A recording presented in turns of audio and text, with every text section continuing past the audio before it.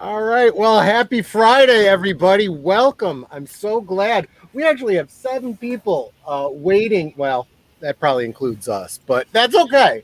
I am so fired up that we actually have some people that were interested in this topic tonight, wanted to hang out. As you know, my name is Troy. What's wrong? What happened, Wolfie? Everything okay? That was doubles. Sorry, I forgot that. Oh, you have to mute. Yeah. Make sure you mute your YouTube. No, I just closed it. I'm already in the stream. Yeah, fair enough. Anyway, y'all know me. My name is Troy. We hang out. We have a great time. We had a great time on my birthday, and I figured let's kind of do it again. But this time we got a topic to talk about. Of course, I'm here with my beautiful, lovely, and talented wife, Netter. Say hi, Netter. Hi, y'all. How you doing? And to start us out, we got our good buddy Wolfie of Wolf Den Media. Say hi to everybody. Oh, hello, Papacelli. Hi, Papacelli. Thanks for having me here. What's on tonight? I got Pepsi. Netter's got Diet Green Tea Citrus. And I have well, what I actually have is a riff on a recipe called the Pirate's Last Call. I'm calling it the Pirate's Last Stance because I refuse to make any drink with maraschino cherries. If you ever looked into how maraschino cherries are made, you'd never have a drink with maraschino cherries in it again. So, a pirate once said, "Why is the rum always gone?"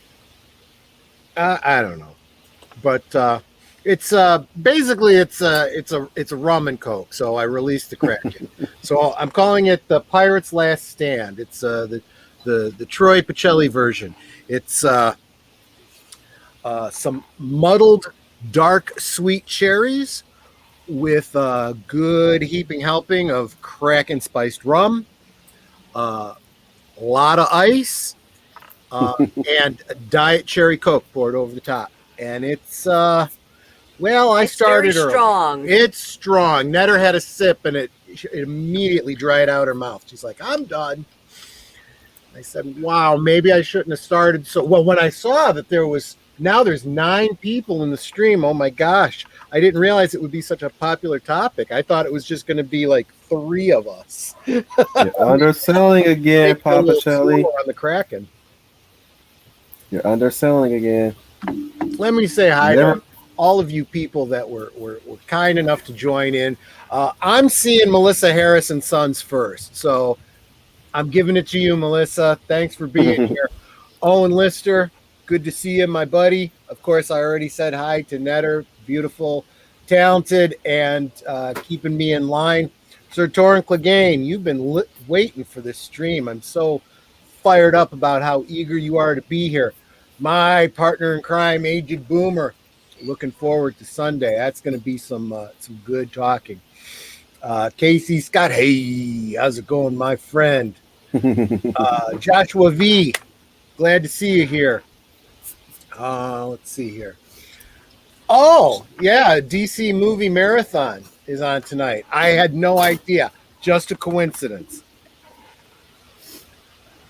Trooper FN2525, thanks for being here. Thanks for linking up with me on MeWe. I think it's so awesome. I'll tell you what, I have been fired up about how many people not only have come over to MeWe and I don't know what you call it, connected, friended, whatever you call it on MeWe, but how many people joined my Fixing the DCEU group in MeWe. It's been so much more successful than it was over on Facebook. And not just people from the Professor Geek community either. Believe it or not, I've just had people coming by and saying, "Hey, love the DC universe, hate the Snyderverse, really interested in what you got going on." And people have been coming in, liking, commenting.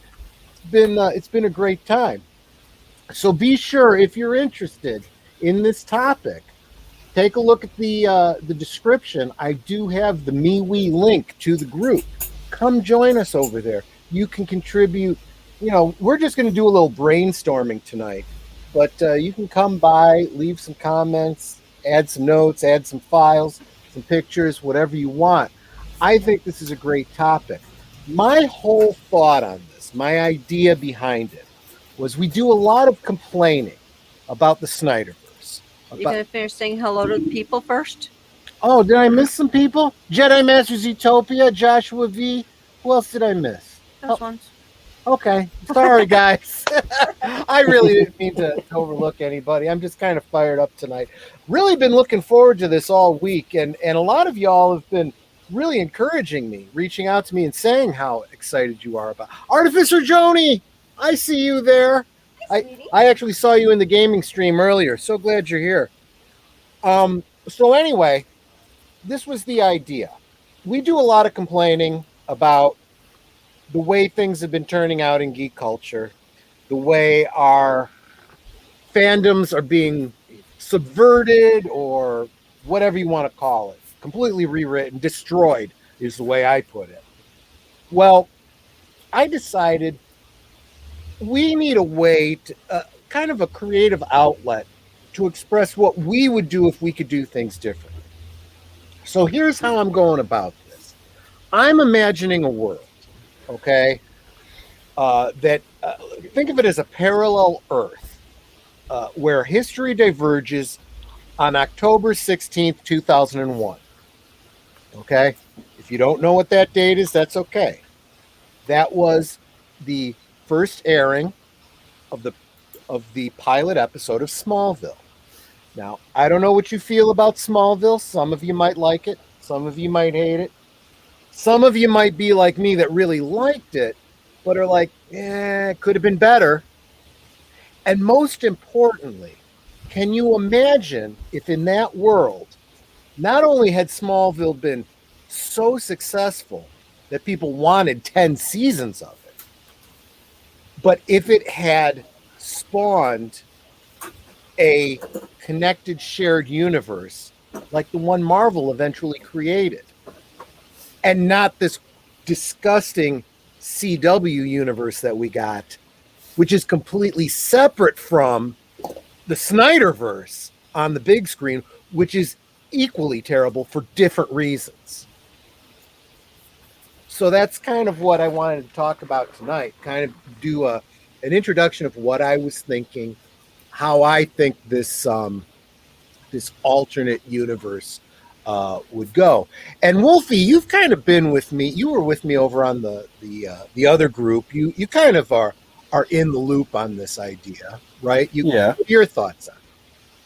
My thoughts. So since you laid the groundwork there, so you want to begin from what I'm getting from is you want to begin where Smallville left off, which is Clark already being Superman. So if I were to say if we were to, join our creativity and join our writing, I would say we would have gone where Smallville has finally transferred over into, which is Metropolis. That's why I would have caught the show. You and I are thinking very much along the same lines. I should share that what I'm about to put up. If I can put it up on the big screen, I don't know if I can or not, but I'm going to try. I've never done this whole share screen thing. Screen share? Yeah.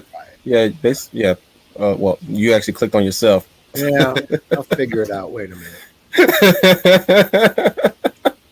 You gotta share screen. Oh, share screen. Yeah, it's down there. It's underneath the yeah. It's right where you can mute your mic and stuff. Oh, there we go. This is just a spreadsheet. This isn't anything terribly exciting. Oops. That's not good. Let's fix it. It's blinking there. Why is it doing that? I have no idea. It never done that for me when I was when I do it on my stream. It wants you to keep it a secret. Let's try it again. Sorry about that, everybody. I hope nobody has, like epilepsy or something like that. Let's try it again. Screen share. Let's try it again. Okay, so I'm sharing. Okay, yeah, this is what happens to the professor because he's always using the one screen. And let me move forward. How does that look? I can see it. It's not blinking. No, Okay. it's a screen of a screen of a screen. Well, that's because you guys are on a delay there. There we Okay. Okay. There we go. So this is a spreadsheet that I put together here. Let me kind of zoom in a little bit. So, as I said, I kind of mapped out Smallville. But Smallville, I see Smallville only lasting for 4 seasons. Well, let me back up, okay? It's only called Smallville for 4 seasons. After their senior year, they graduate, okay? And then the show gets rebranded as Metropolis, okay? Because, in fact, that is what they did in the show. After that, he starts having these storylines that involve going to Metropolis, meeting Lois, the Daily Planet, etc., etc. I think they stretched that out way too much. Right. And personally, I think they missed something entirely. And to be honest with you, in most comic tellings of Superman, I think they missed something. And what that is 4 years of college. He should have gotten a journalism degree. Right? Yeah. Why not? And this is not from nowhere. I'm not creating this from nothing. There was back in, I think it was the 80s, there was a mini series called Superman the Secret Years, or maybe it was Superman the Lost Years. I forget. Anyway, it was a 4SU mini series that took place during his college years at Metropolis University, majoring in journalism. Duh. And it introduced some new characters, unfortunately, it wasn't very popular. So those characters that were introduced are completely forgotten in canon. And that's fine. I think if it was done as a show, these characters could have been very interesting. So anyway, that's my idea. After 4 years, it becomes Metropolis. And in the second year, we start a spin-off show, which is something that they actually were going to do initially, and they didn't pick up the pilot. I'll get into that in a minute. An Aquaman series. Although I would keep the name Mercy Reef. Mercy Reef, huh? Mercy Reef was the original going title, because just like they didn't call it Superboy or Superman, they called it Smallville. Instead of calling it Aquaman, they were going to call it Mercy Reef. It was going to be set in Mercy Reef, Florida. Fictional place, like Smallville. That's where that lighthouse is. Exactly. You know the whole Aquaman backstory. And personally, I would have cast Justin Hartley as Aquaman, not as the Green Arrow. In our alternate universe, I imagine whatever this kid's name is that plays Green Arrow on the CW, he's fine. He can play. You're talking about Steve Amell. I don't know. I'll take your word for it. I have no idea. I know that Al and the professor have spoken highly of him. I'm okay with him. I don't have the actor you're talking about for Arrow is Steve Amell. Okay. But I would have introduced him as the Green Arrow in Smallville, and then given him the spinoff instead of making them completely separate things the way they did. And over here on the right, you'll see I outlined freshman, sophomore, junior, senior year, then freshman at Metro U going forward. I have maintained some of what they gave us in cinema. So although I'm not married to the name Batman Begins, in fact, I don't really care for it. I have it there for the time being. That's where it would fall in our world. That's where it would fall in the alternate universe. But then in 2006, 2007, that's where we get our Wonder Woman. And that Wonder Woman is set in World War II, not World War I. It predates Captain America by more than 4 years. So let them change their storyline if they want to.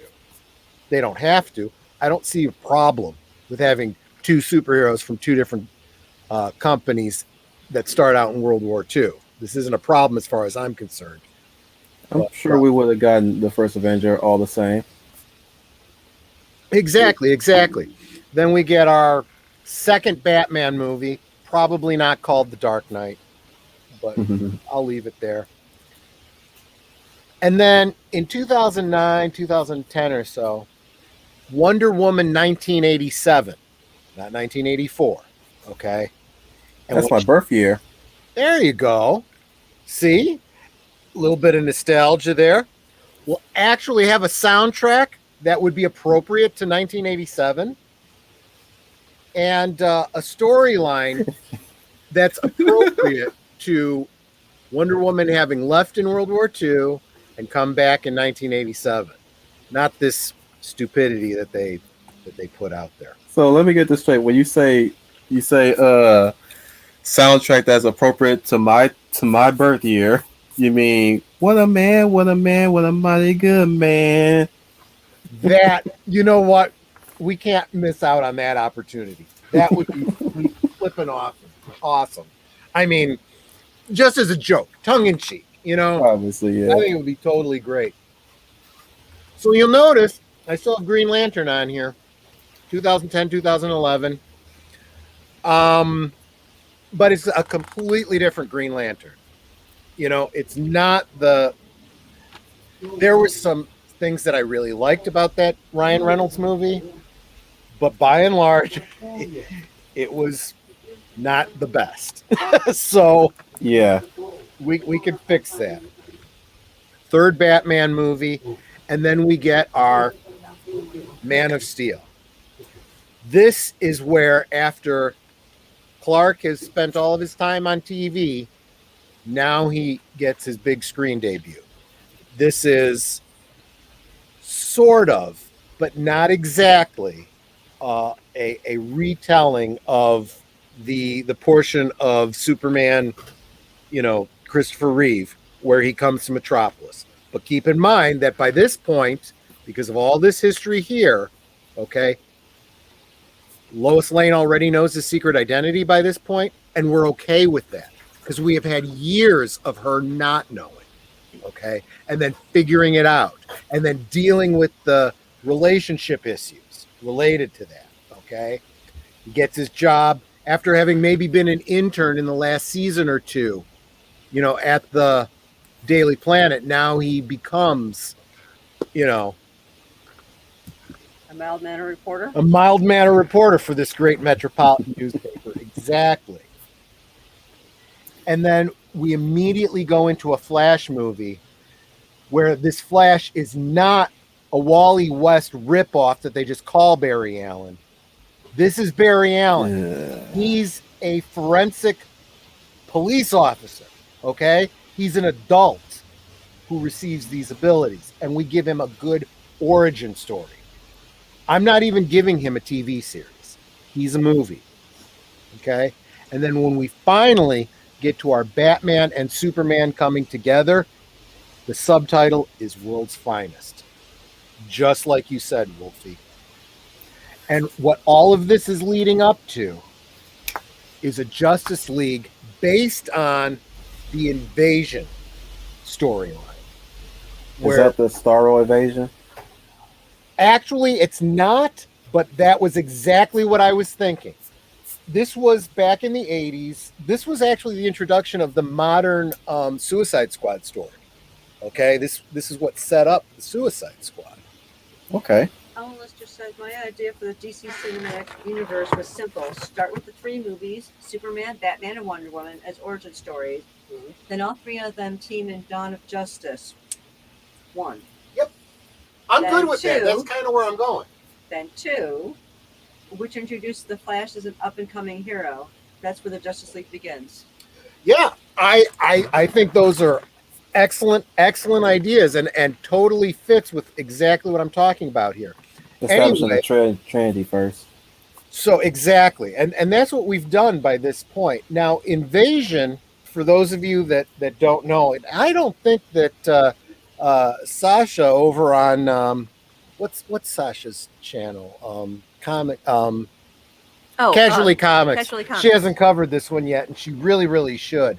But a lot of the major storylines that came after that were shaped by this storyline, this mini series called Invasion, and it was this cross-title story that had these a bunch of aliens from the DC universe invade Earth.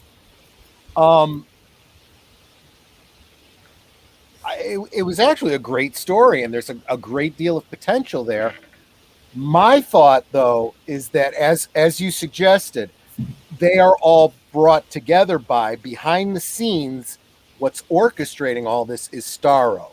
That wasn't a part of the original Invasion storyline, but I think it would be perfect, and I think it gives an homage to where the original Justice League came from. And it's not a threat from Kryptonians. It's not a threat from Darkseid. Darkseid should be down the line somewhere in the future. He's your end game, version of a baddie. What we need is something that gets them all together to begin with. I am Darkseid. Darkseid is. And now you'll notice that I've left over here on the right-hand column just the other movies that, for example, now we don't have a Superman Returns. Superman Returns doesn't happen in our new alternate universe, okay?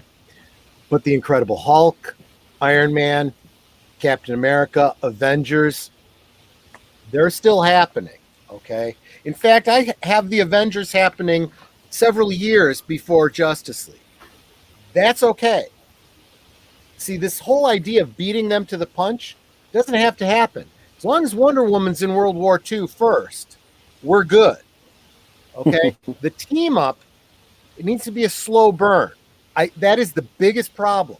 We had nice development on the Marvel side, and we had the cart in front of the horse with DC. That was always the problem.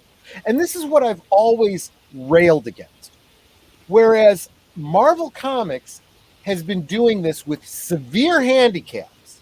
The movie rights to all of their properties were spread out over different movie companies. It was Universal, Sony, 20th Century Fox. They were all over the place, And when Disney bought Marvel Studios, they didn't get all of those. They had to buy 20th Century Fox in order to get those. They had to come up with a deal with Universal and Sony in order to get those characters.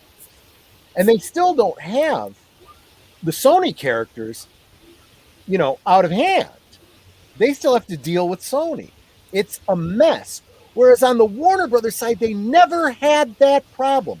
Warner Brothers own DC Comics, and they always have. Never was a problem.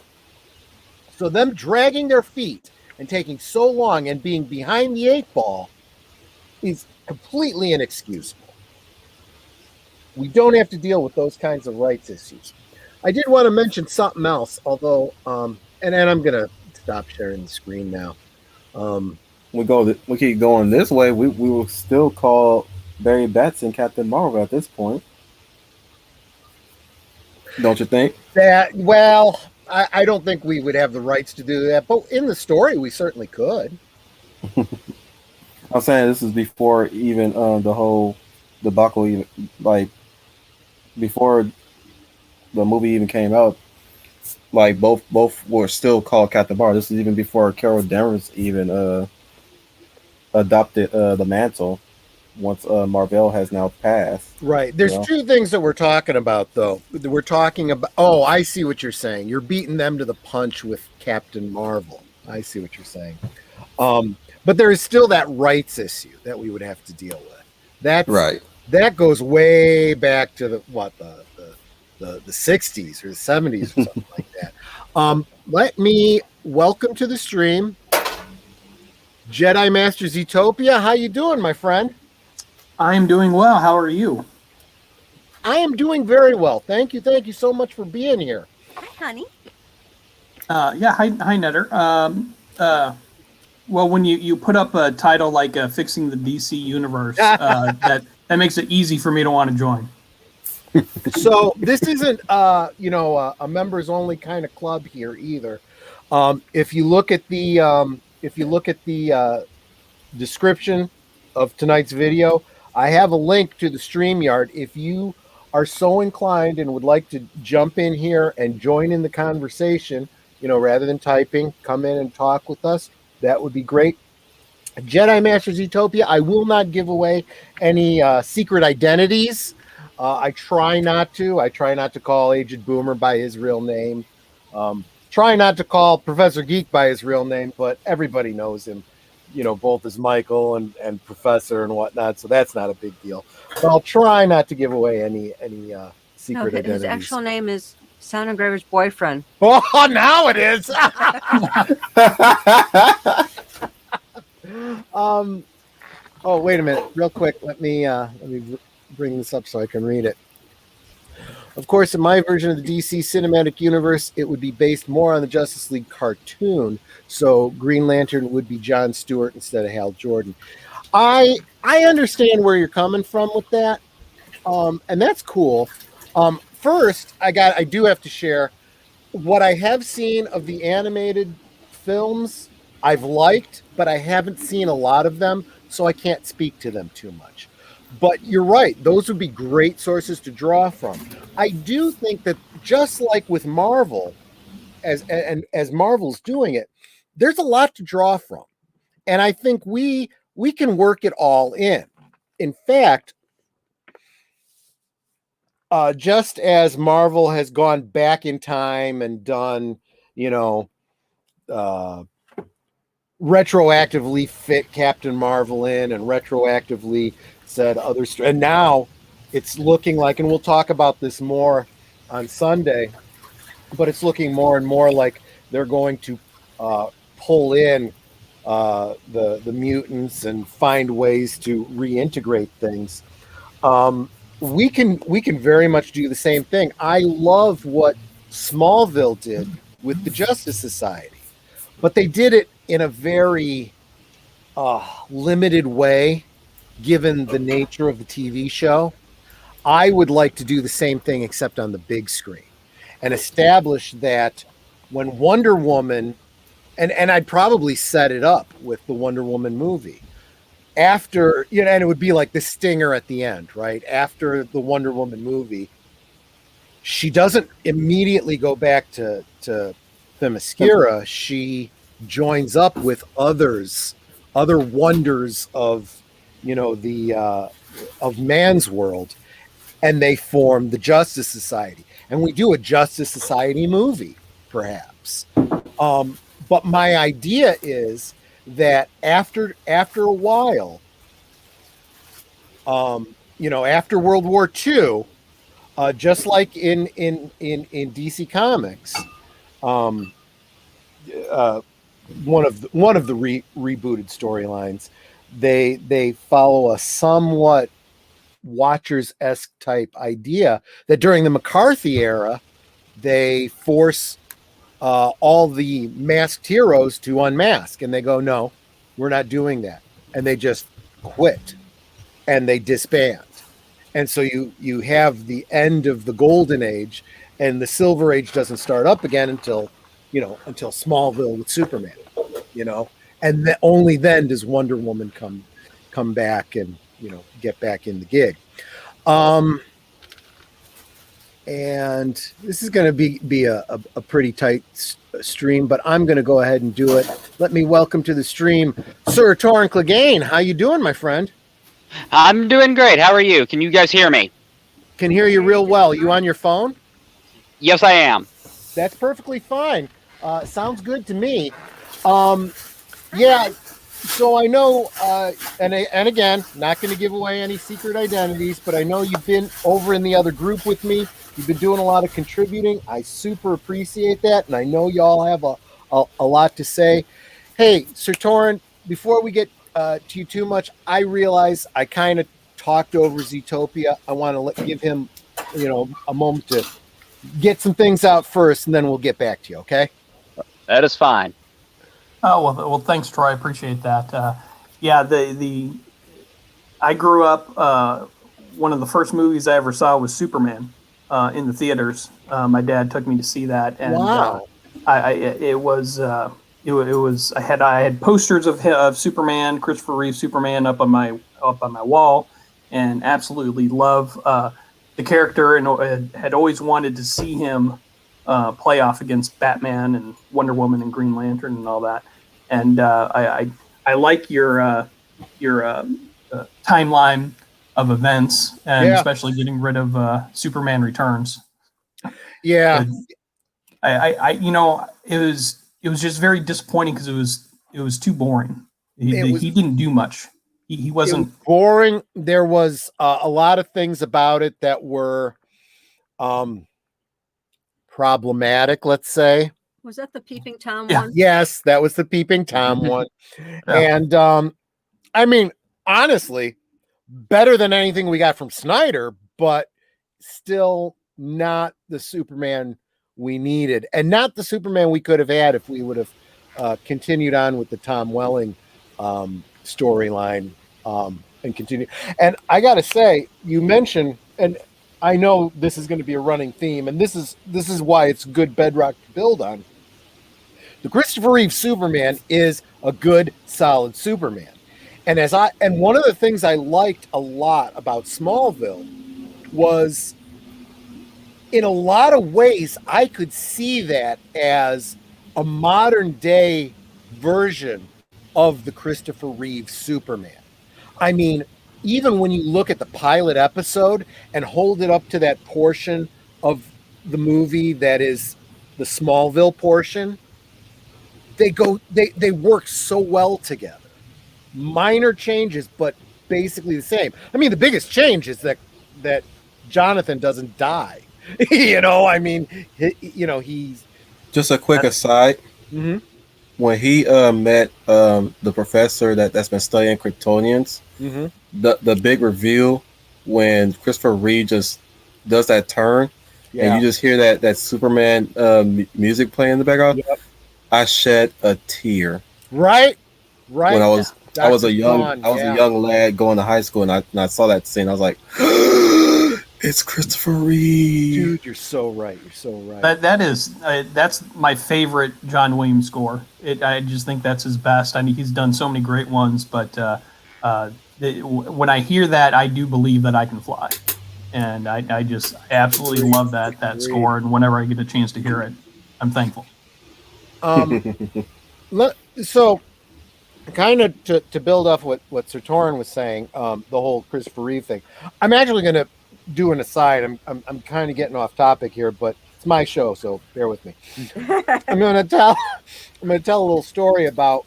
You're doing good, Papa Chelly. So, I was the same way. I was pretty young when the first Superman movie came out. My mom took me to see it.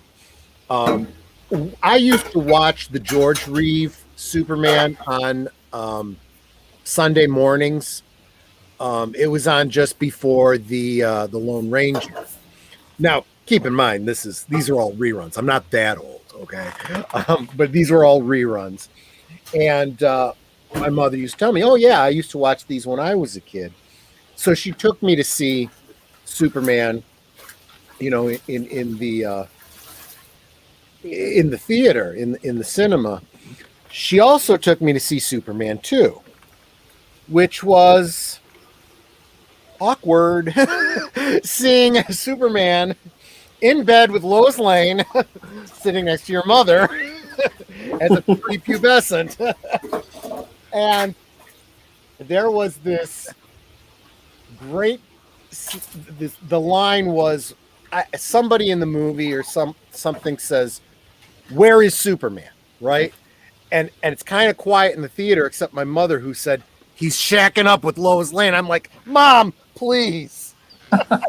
I could tell you a lot of movies that I sat next to my mom with, and dude, Superman in bed with Lois Lane is the least of your problems. Oh, I know. Considering I sat next to my mom, not in the theaters necessarily, but we watched Interview with the Vampire together. And that was something a 5-year-old should not be watching. Oh, wow, yeah. Let me tell you something. My biggest problem with Interview with the Vampire was the little girl, because I had read the book, and I was like, oh gosh, oh no, please don't. And they did an okay job. They didn't, go overboard in the movie, but still, Yeah, Kirsten very, Dunst played a very good Claudia. Yeah, she played a really good Claudia, Kirsten Dunst. That's why I still have a problem with Spider-Man. When she's, all wet t-shirt in the alley. It's like, no, she's that little girl from, that movie. No. And let's not forget, she had to fight against animals in her aunt's mansion. Oh, right. Jumanji. Absolutely. God, I love that movie. Now, there's a great example of them rebooting something and doing it well, right? When they rebooted it with The Rock and what's her name, Amelia Pond, I thought that was brilliant. I call her Nebula, but she's Carrie Gillian.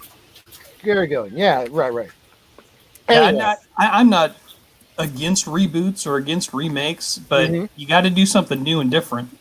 And that's why my avatar is Cobra Kai, because that's been my favorite thing I've seen in the past year. We should definitely do a Cobra Kai stream one night. I think you're absolutely right. When I saw that, I was like, oh my gosh, I am struggling so much right now. I got to tell y'all, between having to sit and wait for the next season of Mandalorian, the next season of Cobra Kai, heck, even the next episode of WandaVision. It's like, if I had hair, I'd pull it out, but I don't. But, tug on your beard. Well, yeah, exactly. But I always felt that Smallville was a great example of a reboot of Superman, but in a way that totally honored what came before it, right? I felt like so much of the storyline, I could easily see this being a serialized TV series version of the story that I saw in the first Superman movie. It all took place between the opening segment with Marlon Brando and him getting to the Daily Planet. All of that encompassed 10 seasons of Smallville. You know what I'm saying? Yeah, that first hour of Superman the movie is just that is the absolute best told comic book adaptation to film, I think, that we've had so far. And I think it fits because Superman just has a great origin story that is rooted in culture and myth that goes all the way back to ancient Greece. And I just think that all of that just ties in, and that's why Superman himself is just such a great character. And that first hour and Marlon Brando, and I mean that final scene when he puts on his suit and he flies into the screen, I mean that can just send chills. I want to welcome real quick to the stream a name I'm not recognizing, Keely Chow. Thank you for being here. I am just agog whenever I see a name that I don't recognize before. I don't know if you came here from the Professor Geek community, or if you're coming over from the MeWe group, or... He's a regular. Oh, really? Well, I'm so glad I've seen his name a few times in the streams. So glad. During the comments. And hi, Schooner Tuna. Hi, yeah, I was getting to you too, Schooner Tuna. Thanks you guys have two of my wingmen here: the Guyver Patriot, Owen Lister, and the Schooner, the Tuna, Schooner Tuna. Keely Chow says Harmony from Buffy the Vampire Slayer was in the Addams Family movies. Harmony. Yeah, you remember her. Which one was Harmony? She was the blonde, kind of like. I always want to say she's like a Valley Girl. Oh yeah! Oh right. She was the Girl Scout with the Yes. Yeah. Are they made with real Girl Scouts? Yeah, they were made with Harmony. There you go. Oh gosh, yeah. I've had when you said Harmony, I kept thinking Glory. I dig it. But I always thought that at least the first few seasons of Smallville, they were just kind of using the same pattern as Buffy, and they And had I the villain don't of the week. necessarily have a problem with that. I mean, I don't either. I just didn't think that they were as strong as episodes as Buffy were, which is hard to do. But I also didn't think it quite fit with the Superman and Clark character. I didn't think that those kinds of I guess object lessons that they were trying to show or things that in Buffy were translated into Superman. I think that once they introduced Lois Lane into Smallville, it started to get really good. well, maybe I'm misunderstanding Zootopia, but I'm gonna tentatively disagree with you, pending Feel free. misunderstanding. It's just that I felt like you need a certain amount of morality stories to kind of see. It's kind of the antithesis of the Snyderverse, right? I mean, where you have this whole idea of, he kills people until he learns that that's wrong. No. He is learning as a preteen teenager, right, what morality is, so that by the time his powers are developing, his morality is already there. It's just fine tuning. In anticipation of the stream, I rewatched Man of Steel last night, and I mean I get that they were trying to say he doesn't want to kill anymore, but I was sitting there thinking he's 33 years old and he doesn't know it's wrong to kill. Right. Exactly. I would have hoped he would have learned that a lot sooner. That's like saying, I just got a gun. I only shot one person. I needed to do that before I learned that it was wrong to shoot people. Yeah, we all get a freebie. Yeah, it's just absolutely ridiculous. I'm gonna throw my 2 cents about that too. Hello. Go If ahead. I may, For Smallville, he thought the dynamic between Lex and Clark was nuanced and spectacular. I agree. Not only that, Schooner Tuna, I would say all of the characters' relationships, and I think that's kind of going back to what I was getting at about the whole Buffy thing. I really do feel like if you're going to do a TV show, you're building the characters. It's got to be more characters than it is action. Action is for the movies. So, as a matter of fact, did we just lose somebody? We lost Torin. Okay, well, because he was on his phone. That's okay, Torrin. When you come back, we'll get you in there. But what I was going to say is, I actually completely lost my train of thought as soon as he dropped out. That's all I was Lex supposed to and say. Clark. Yeah, the nuance and stuff. As Netter and I were rewatching the first couple episodes, I'm actually making notes. The pilot episode almost stands perfectly on its own, but the subsequent episodes, they immediately start getting into this whole idea of a meteor freak of the week, and I think that was probably one of the weakest points about the show. Introducing a whole bunch of characters that we would never see again, that are not from canon, that nobody cares about.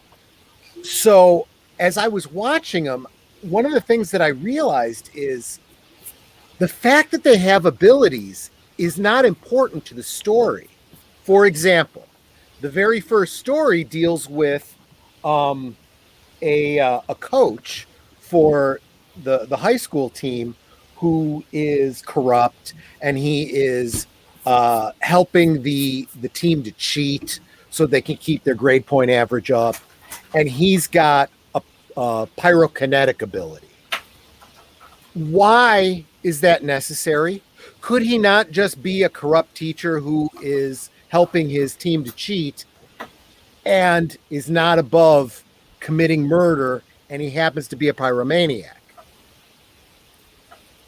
Yeah. And Clark can still solve the mystery and still use his abilities to set things right without everybody getting all kinds of powers from kryptonite.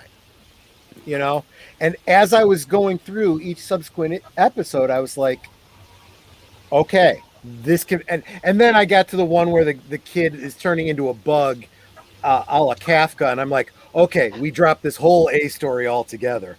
But the B storylines could be rolled into the previous one because they're good character development and stuff like that. So that's kind of how I'm going through and rewatching Smallville. And I'll be posting those notes on the MeWe. Oh, by the way, Troy, in one of the comics, one of the kids turned to a half human, half raptor somehow. Oh gosh. Yeah, I haven't even really I do have all the comics, but I haven't really read them all yet. I'll get to them after I rewatch all the episodes. But Yeah, that was weird. I read that when I was in high school at my local library. I was like, okay, this guy turned to a raptor somehow. and that's why I think this is an even bigger sin, right? When everyone makes this argument about, well, he needed to learn, not to kill, and he had to learn to control.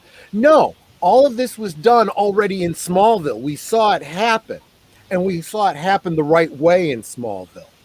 And his father there teaching him, and his father being very clear. I mean, I'll be honest with you.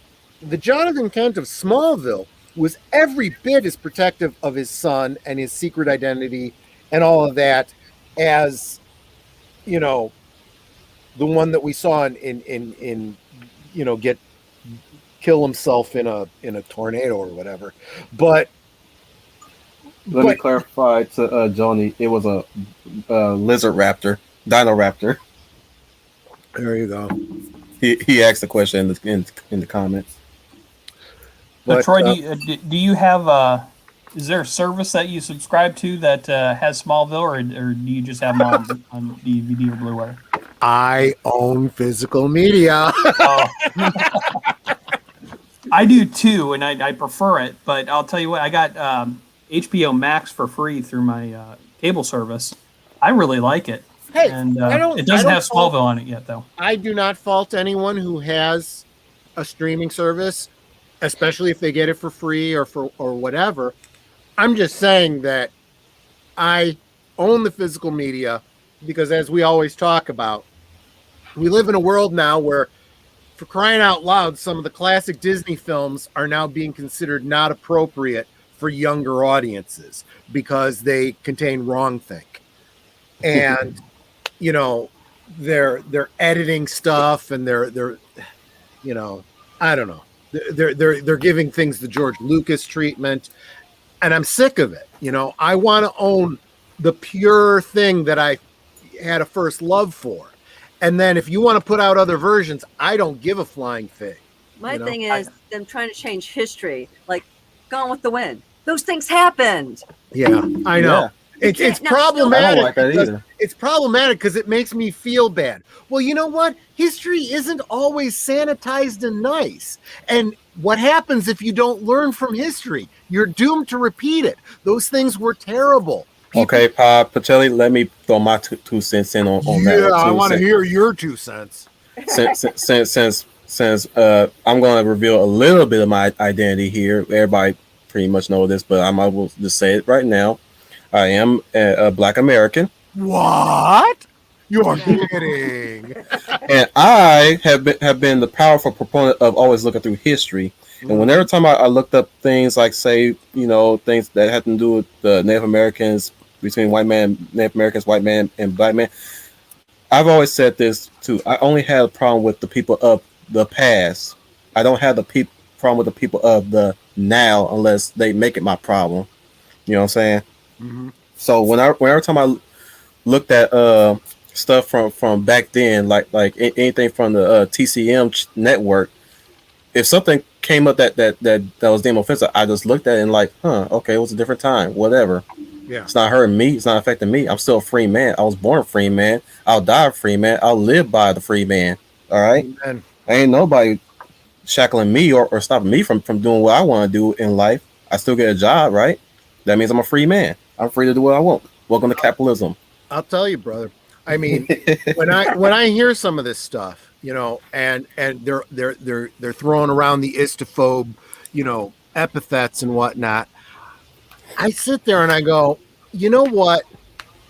If Wolfie or if Evelyn Hampton or Leia Plus Size were to call me an ist, okay, that would crush me.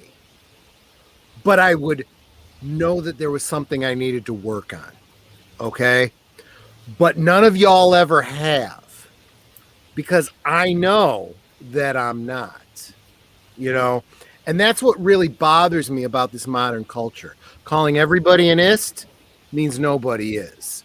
That word loses all of its meaning, and that's bad, because there's some really bad people out there that phrase needs to be applied to. And put into context, if they ever actually met a real ist, they would not be able to handle a real ist. They don't know, because they've sanitized history. They don't realize that there's people out there. There's somebody out there that shot Martin Luther King because he really did hate black people. Those people really do exist. And to take a whole group of people and just say they're like that when they're not is doing nobody any favors. Hey guys, I think we're getting way off topic here. I was about to stop you right there. I was like, that could be another topic for another stream. No, yeah, let's totally save this, because we are working on a stream over on Mr. Matchstick's channel. It's going to be me, Aged Boomer, Wolfie, and obviously Mr. Matchstick. It's his channel. Talking about the social justice warrior culture and how it's affecting the world we live in and the things that we love. Let me bring this one up real quick, because Netter's pointing it out to me. I have no specific race. I'm a mixed mutt, though some people think I'm Mexican or from the Middle East. Well, there you go, right? I've seen this happen with friends of mine, right, who have a darker complexion, but people look at them and go, I have no idea. And you know what? Does it really matter? I'll tell you, those kinds of things don't really matter until you get to know somebody, right? And you care about their background and their history. Other than that, they're just a person, and you need to deal with them on that level. But again, I think we're going down a whole different road here. I also want to add to the whole Superman learning to kill thing in the Snyderverse. Right. I have this question to ask to those who always say that he's just learning to kill, learn that killing is wrong. Then why do we need that one scene with him and Pa Kent trying to tell him maybe? Let me tell you right now, if my nephews ever asked me in a situation like that, if they had to help somebody, if they ask me, what do you want me to do, just let them die, I would tell them no. Even if the authorities are on the way, do whatever you can to help somebody. Look, because they're not always there within a quick second, like the cartoons that you watch, like the movies that you watch. They don't even show up at the later hour like the movies that you watch.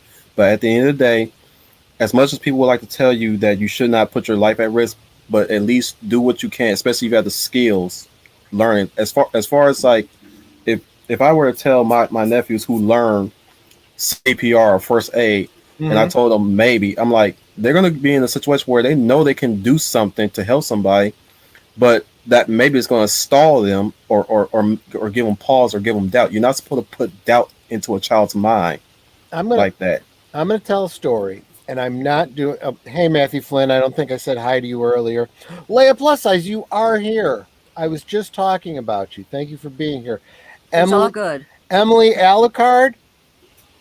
That's a name I don't recognize. So glad you're here. Thank you for being here. I think she's new.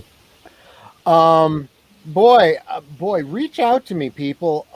Introduce yourselves. Let me know how you came to my stream, because I'm blown away that you're here. Did you? Are you in the MeWe group? Are you the Professor Geek community? Yeah, exactly. How did you find me? She says, I've watched your stuff before and watched Professor Geek channel. I just don't talk a lot. Well, welcome. Well, I'm so please do at least announce yourself so that we know you're here.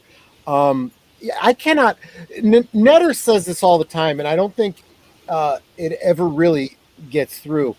I cannot tell you how encouraging it is to see new names, to see people there just saying, hey, hi, I'm here, I'm listening. I find that incredibly encouraging. It makes me feel like, my babbling out here, people actually care about, So thanks so much, everybody. But yeah, I understand the idea of wanting to get at how nuanced. It used to be good and evil, white hat, black hat. It was very, very simple. And we've gotten into this very strange post Watchmen, nihilistic, anti-hero, deconstructive era. But be that as it may, I do see the need to dig into the nuance of those things. Be honest, Christopher Reeve kind of did. He kind of dealt with some nuance ideals there. And in a format like Smallville had, you can do that. And they absolutely did. Jonathan wasn't perfect. He wasn't always right. He did sometimes get overly protective of Clark. And there was kind of a exactly anyone who grew up as a boy knows you struggle with your father. He wants you to be one way, you want to be another way, and somewhere in the middle is where you end up being. And that's actually a very, very good dynamic that they set up in Smallville. There were times where Jonathan was a little overprotective, kind of like what you see in the Snyderverse, and Clark is like, Dad, you taught me right from wrong and what I need to do and put other people ahead of myself. And when Jonathan sees the outcome, even though he's concerned about his son, he's proud of him. And he conveys that to his son. And that... I'll tell you. Go ahead. I'll tell you where Man of Steel lost me was, and remember it happening in the movie theater too when I saw it, was when Kevin Costner, pushes his hand out to Clark to say, "No, don't save me." Yeah. My grandparents were farmers. My parents grew up on farms. I spent my summer on those farms. There's not a farmer in the world that would sacrifice his life for a dog. And right. That just completely tore me out of the movie. I'm like, why in the world would he sacrifice his life for a dog when he's got his son and wife standing right there? Well, it's interesting you say that because I actually read that a little differently. I read it as he wasn't sacrificing his life for the dog. He was actually sacrificing his life for Clark. Don't save me because if I die... I'm sorry? Yeah, he didn't want Clark to reveal himself, but his initial action was to go save the dog in the car. Yeah. No, you're right. You're not wrong. But the ultimate thing was I would rather die and preserve your secret, and that just, no, that's what's just baffling. wrong. What's baffling about that is the fact that did they just forget how fast Clark was in that movie? How fast he can move. Think about it like this: it's like when you get to that one scene where the school bus is about to capsize into the river, right? Right. Nobody saw Clark get out of the vehicle until after he saves them. Right. Like, think about it like this: what they really would have saw Clark after the storm has passed, he could have still disappeared even then. It's like, well, like he could live with the. Say again. What's even more heinous is that this movie took place after Smallville, that had already covered this ground. This idea of him being the, in quotes, blur, where he was saving people, but because of his super speed, because of, all of his abilities, people knew something had happened, someone had saved them, but they had no idea it was Clark, I'm going to interrupt here. Leah Flux that says, I became a fan of Troy and Nettie from the Professor Geek group, and I enjoy the rewatches as well as Study Hall. That is so sweet. Leia plus size is one of the incredible cheerleaders. And I don't mean that in some kind of, terribly sexist way. I mean that as I appreciate you so much. You encourage me so much. Thank She's you. more than just a cheerleader. She's a wingman too of mine. She's the Lady of Valor. Exactly. Amen to that. Speaking of cheerleaders, and specifically our altered version of Smallville, one thing that I noticed as I was going through my notes about the first season of Smallville was that a Miss Amy Adams played one of the Meteor Freaks in one episode of Smallville. That she did. And I forgot that. exactly. And in my personal idea of this altered timeline, Lana Lang is played by Amy Adams. I can see that. That's a pretty good idea. Amy Adams is a beautiful redhead, and there is nothing wrong with casting a beautiful white redhead in Smallville, Kansas as the love interest for Clark. Okay? Hey, don't look at will me. say I didn't this, mind however. Pete being black. I was just going to say, however, I love the idea of Pete Ross being black because there's no reason he couldn't be, right? But we kind of do have to honor the redheads, okay? Yeah. And I do not like Amy Adams as Lois Lane. I don't Just- agree with that either. Just as I don't want Kristen Kruk, a brunette, playing Lana, I don't want a redhead playing Lois, okay? This is not a skin color thing. This is a hair color thing, all right? So getting back to Pete Ross, let me tell you, I feel like, guys, help me out here. Do you remember the actor who played him? It was Sam something or other. Yeah, Sam. Jones. I think the second. Yeah, it's the second. He did a great job. Unfortunately, he had some personal problems that pulled him out of the show. And I don't know what their plan was for him, but my plan for Pete Ross would be that he goes on to college with Clark, okay? And he remains that best friend. But whereas Clark is majoring in journalism, Pete Ross majors in law. He goes to the law school at Metropolis University. You know, I was gonna say Papa Chelly. He was majoring in IHOP. IHOP? I don't get it. It's going over your head. It is. Pete Ross was in Man of Steel. He was working at the IHOP that they totaled in the I didn't Smallville realize. fight. I totally didn't realize that. Yeah. Oh yeah, just like Jimmy Olsen gets shot in the head. It's like, oh my gosh, I mean, it's not as bad. what a nightmare. But no, because I'm all for Pete Ross gets a law degree. He goes on to become a lawyer. He gets into politics, and he becomes the vice president of the United States.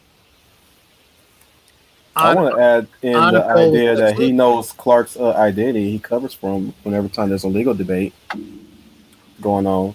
If Clark ever gets him into a legal situation, there's Pete run in there like Matt Murdock. Absolutely. Or Foggy Nelson. Absolutely. I also, looking ahead to the way they dealt with Lana, I don't know what their plan was for Lana. They got lost.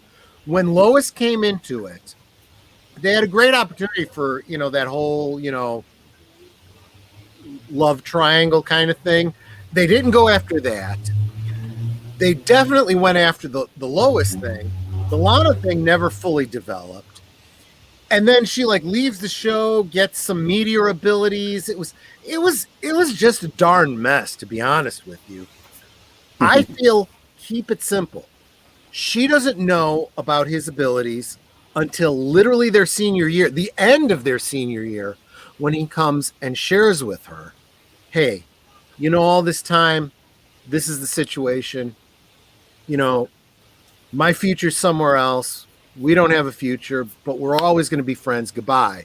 And kind of leaves her like, that's not cool, you know? But I mean, that's kind of obviously I'm drawing a lot from the John Byrne era of the comics, but I think that's a cool way to deal with it. A dear friend who always loved him, but knows, yeah, we're not meant to be together, you know, and that's fine. And she stays in Smallville, or she goes on to some other things. Who knows? But you know, that's where he leaves her at the end of the 4th season, and that's fine, you know. Yeah, they might have. Maybe they didn't really need the Chloe and the Lana character. If they maybe combined those and had Lana be more like Chloe, and then introduce because I obviously I think that Lana is a character that always lives on borrowed time until they introduce Lois, and who clearly Superman was meant to be with. Right, And, right. So that's something you could have for the first 4 years with the Lana Chloe character, and then she graduates and goes on to college somewhere, and then you can bring in Lois. Leia Plus Size makes a good point. She says, I don't know if it's been said, but I'm no fan of the Snyder on the DC because he leaves out the hero part of these characters. Yeah. Exactly. Yeah, and that's, I mean, I guess I didn't say it outright, but I think we were all kind of insinuating that way. I guess for most of us that kind of goes without saying that it really goes back to something from Lois. There's a line from Lois and Clark where Clark says, Superman is what I do. Clark Kent is who I am. And Smallville very much makes that clear. He is Clark. They don't even call him Superman in the whole span of the show, right? He is, they refer to the Blur because they haven't come up with a good name for this. They don't know who this individual is, but it's Clark. Clark is doing what he does and keeping that a secret, but Clark is who he is. Yeah, it's funny because you say that, but because I also watched Batman Begins in preparation for this. And at the end of that, Katie Holmes says the exact opposite to Christian Bale. She is standing outside that. And that is fine. Yes, I am okay. That is true. Yeah, because it is an exact opposite. Bruce Wayne is the mask. Batman is the real him. Exactly. That's exactly right. And in many ways, both are choosing the better person, right? Because Clark is the humanity and Batman is the Dark Knight. Because let's face it, how do you have a lot of respect for the millionaire playboy, you know, throwing his money around, womanizing, you know? Really? I mean, because that is not a hero, right? The hero is I don't have superpowers. So I am literally dedicating my life to doing good and making a difference in the world the only way I can. And I have money and I have the time and the will to make a difference. I mean, I think that's also the tragedy of Batman and Bruce Wayne is that because of his trauma, he has to create the real him that doesn't have to deal with the pain. And that's where the juxtaposition of Superman and Batman comes in. And I think that those are the things that I think if DC and Warner Brothers can figure out a good way to play off of those, I think that they could be better movies than the Marvel movies. That is a huge if. They have not figured that out yet. I will give one exception to that. I would say there was a scene in the original Batman, was it Batman 89? The Tim Burton film? 89. Yeah. There's this great scene where Michael Keaton, he greets Vicky Vale and Knox, and he's playing the buffoon, you know, and he's like, Oh, we've run out of champagne. Should we open what? Three boxes? Yeah, open three crates of champagne and give Knox here a grant and whatever. And then he goes away because Alfred has told him, a call came in for him. He's basically, you got to go be Batman. And he goes and he walks through the secret door. And as the secret door is closing behind him, the goofy Michael Keaton Bruce Wayne you see it in his face. It disappears. And without putting on a cowl, without putting on a mask, he gets that grim look and he is Batman. And he's just relaxed and this is who he really is. That was brilliant. I liken that particular scene to the scene in Superman where he takes Lois out as Superman and they fly around and they come back and he disappears and he comes back as Clark.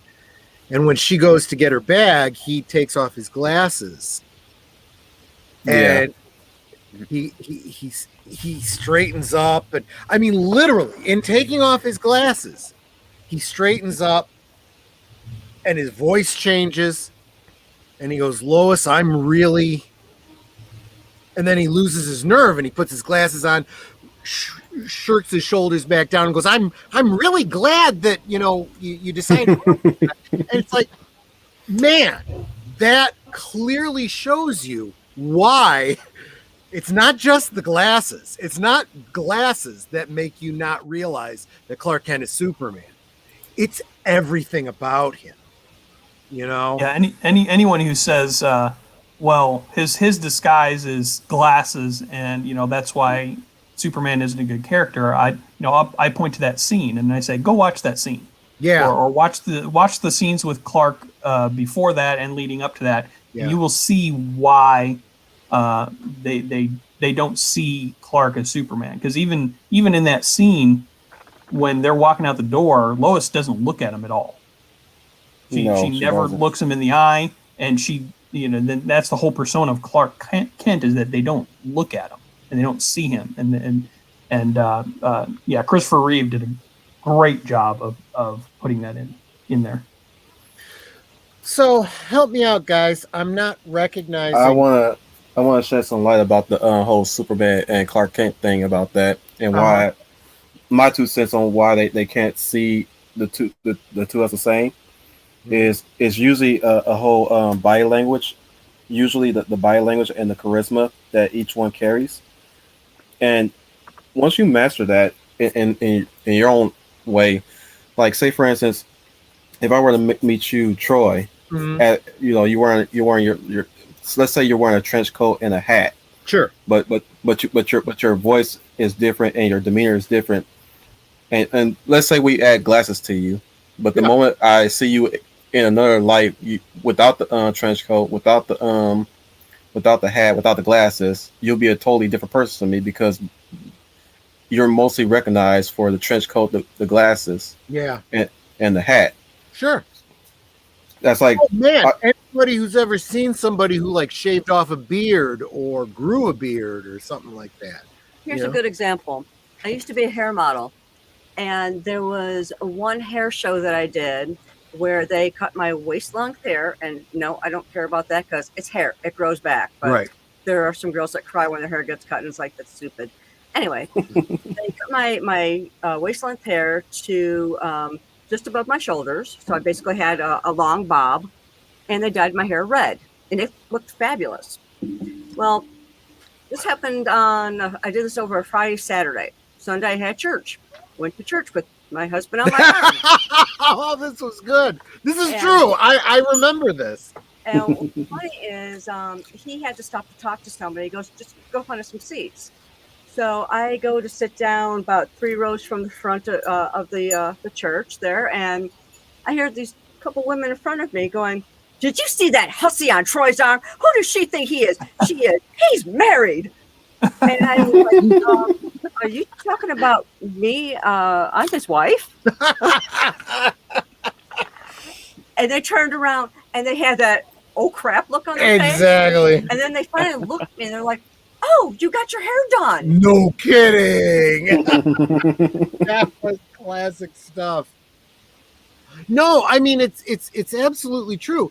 I would go look at the opposite side of it, okay?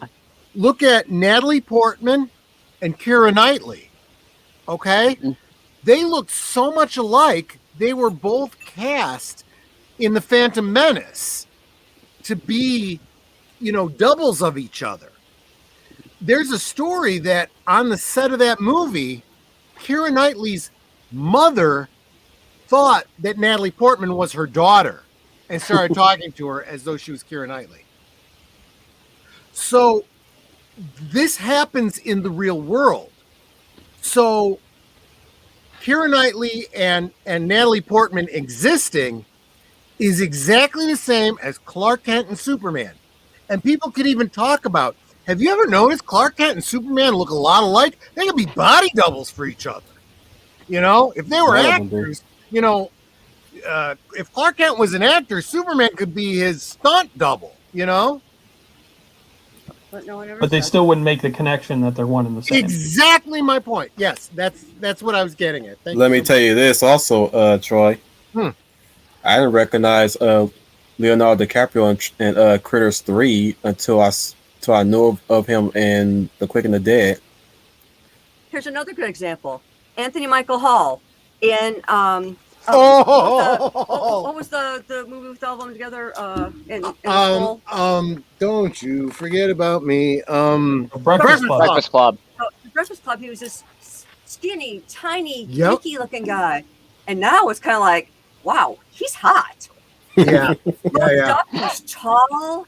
It's like, I want to be Anthony Michael Hall when I grow up. Don't you forget about me. So I'm sorry, Leia plus size. You said you're talking about Kill Bill 2, and I don't know if it's just been so long since I saw that movie. Oh, I know what she's talking about. It's the Just David had Carradine scene. too much to drink, but It's the David Carradine scene from Kill Bill Volume 2 when he talked about the whole.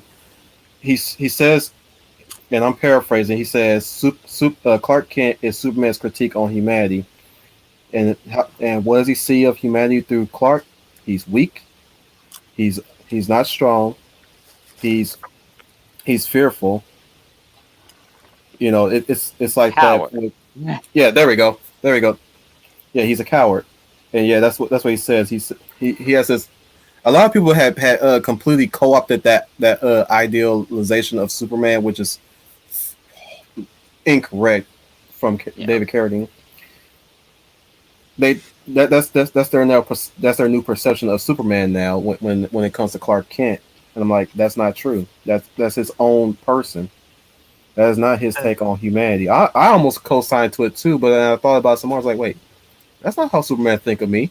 so at the risk of going all, Bible geek on you guys, there's been a lot of analogies drawn, and Snyder just went all in on this. The whole idea of Superman as Jesus, but there's something to be said for that. We talk about, or at least since the Snyder era, we have talked about this idea of the God among men, right? There's a great line from the comics, and somebody help me out here. I don't know the attribution, but Bruce Wayne says something about Superman having the power of a god, and he literally is a god among men, but his greatest power is that he doesn't see himself that way. And the reason that is this incredible humility. When we think about Jesus, a God who comes down to earth and puts himself into the body of a man, you realize how humbling that is. Not only does he become a man, but he becomes a poor man who offers himself as a sacrifice for his creation, for humanity. Oh, yeah. You can see that in the Superman the motion picture. I mean, where is he at? He's living on a farm with his parents, and but he could kick a football, all the way into the atmosphere. I And, love you know, that. I love that line where that dialogue that young Clark has with Jonathan, where he says, "Is it boasting to do what I'm capable of doing? Is a bird boasting when he, flies?" And Jonathan says, "No, no, no." He says, "But you have all these abilities, and I'm not a wise man. I'm totally paraphrasing. I'm not trying to quote. I'm not a wise man, but as a man gets older, he starts to see things more clearly. And I don't know why you have all these abilities, but I know you have them for a reason. And that reason is something more than kicking field goals, and that really puts it in perspective, right? Yeah, that's one of the reasons why that is just a terrific part of that first hour of Superman, and why I think that's the best comic book adaptation, because it asks those questions, but it doesn't answer them for you. It lets you figure it out for yourself. You know, best. Sorry. Go ahead. No, the best flex Richard Donner has as right now is that he made one of the greatest superhero movies, and he's not even a comic book fan. Got anything for that, Zack Snyder? No. You know what? Because it's not about being a comic book fan. It's about understanding the story, okay? I would say the same thing on the Star Trek side about Nicholas Meyer. Nicholas Meyer said he knew nothing about Star Trek until he got the role, or he got the position to do Star Trek 2. And then he went and watched a bunch of Star Trek episodes, and he's like, oh, I get what this is, And then he transliterated it into a movie that was the best Star Trek movie ever made. He understood what it was about and did it. Okay? When you are all, I'm not a Star Trek fan. I'm not a Star Wars fan. I'm not a comic book fan. I don't give a crap. Do you know how to tell a good story? And do you understand what this story is? Do that. In the end, I think that we are all Star Trek fans. We're all Star Wars. We're all superhero fans, because they're stories about humanity. They're stories about what make us us and how we interact with the world. And the best ones are the ones that confront that and aren't concerned about throwing each other through buildings and making them fall down for 35 minutes. The best ones, the best superhero movies are the ones that have those moments in them, with Superman talking to his dad, or Peter Parker talking to Aunt May and confessing that he was there when Uncle Ben died. Those character moments are what are the payoffs for the action scenes. And unfortunately, Warner Brothers seems to want to say, hey, now with technology and all the digital effects, we can really make Superman destroy a city. Well, that's not what I want to see, and that doesn't reflect who Superman is. And again, you look at that movie and you go, no. I already saw this in Superman 2, and they did it better. Because in Superman 2, when all the destruction is happening, it's happening because the villains are just, killing indiscriminately. And Superman says, no, the people, right? Mm-hmm. And he would rather look like a coward and take off to take the battle out of Metropolis than risk people. Okay? Yep. Look, I'm sorry, Snyder Bros. If there's any Snyder Bros that ever watch this stream in the future, I'm telling you right now, I don't care what argument you make about he had no choice or whatever. The writer had a choice when he created this story. And Richard Donner and what's his name, Lester, I don't give him too much credit. Yeah, I don't give him too much credit, but he had some impact on it. Already thought this through, okay? No. Superman would not allow innocents to be harmed if he could avoid it. And he would rather look like a coward and run and force Zod to follow him out of Metropolis than risk Metropolis. I'm sorry, the story was already told. And now Snyder comes along and does this. You can't help but compare the two. And you look at that and go, sorry, Snyder, you don't know what you're doing, okay? Donner already told this story and did it better. And he did it right. I got this one to say. He tasked me, and I shall have him. I'll chase him round the moons of Nibea, and round the Antares Maelstrom, and round perdition's flames before I give him up. He tasks me. Oh my gosh, that's another one. Okay. Ricardo Montalban was Khan.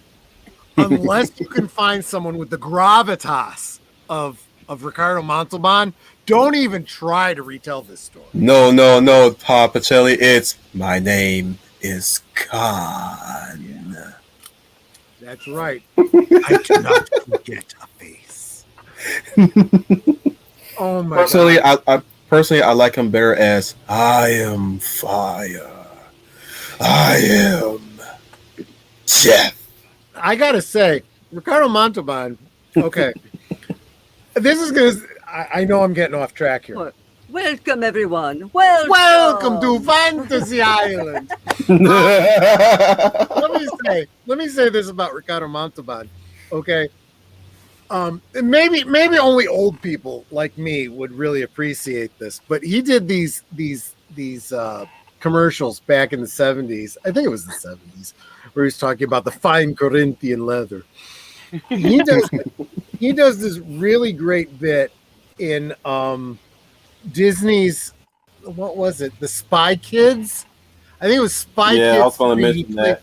He plays their grandfather, and he's in a wheelchair, but he is still like super, super cool. He is awesome. And at one point, someone's pushing his wheelchair, and he goes, "Be careful. This is fine Corinthian leather." I swear, I was sitting in the cinema, and I laughed so hard, and people were looking at me like, "What the hell is this old guy laughing at?" No. You. This guy is brilliant. He was brilliant. But I will say this. In the third. Oh, go ahead, Zootopia, or whoever's. Yeah, I was just gonna say he was also great in The Naked Gun. Yeah. I just recently watched that. He was fantastic, cool. And just funny, but being understated funny. Yeah. Okay. So here's the part of the show where I got to pull Professor Geek. So I am going to say, Wolfie, you were the first one in the stream, so I'm leaving you in charge. Take over the show while I go to the little geeks room, and I'll be right back. Okay? Okay. Thanks. He doesn't put his wife in charge. That's just, just shush. Just. Wow, Troy, both feet. I'm going to read some of the chat. So, O-listers, which Troy had up briefly, said Superman is more Moses than Jesus. It's the death of Superman where he comes back to life is why people went with the Jesus analog. And I can't say that word. Analogy. Thank you. But I see him as both. And then Leah Plus Size said, when I look at Superman, I see a character that is an inspirational hero. I did not lean on the Jesus part, but that is men. It's like two really good observations there. And anyway, guys. Yeah, I saw him as a figure of strength to me because I kind of saw at my time in elementary. And it's funny how my introduction to Superman wasn't really the Donner films, was more the Fleischer animations. And on top of that, we also had Popeye, which I think also Fleischer had a little hand into it too. Or I'm getting two of those confused because we watched them back to back, me and my brother, and I always saw him as a pillar of strength. Now the whole Jesus analog, I never saw that, but that's how I always saw Superman. And you could take whoever wants throw their 2 cents, take it away. That's my 2 cents. Well, I mean, I saw it. I think once I can actually tell you the moment where it kind of clicked was I was sitting in the movie theater with a friend of mine, and we saw the trailer for the teaser for Superman Returns, and they say, they can be great people, Kal-El. They only lack the light to show the way. So for above all this, I've sent them you, my only son. And my friend turned and went, to give them eternal life. And we started chuckling about it, and I went, "Oh wow, you're actually right." And actually, some of the posters kind of into that movie kind of leaned into it, where you see there's one where he's floating above Earth, and his hands are open like he's being crucified, and I'm looking at it going, I was like, I see what they're doing here. Yeah, I'll tell you what, the Zack Snyder really kind of hit us over the head with it, and I think it was kind of ridiculous.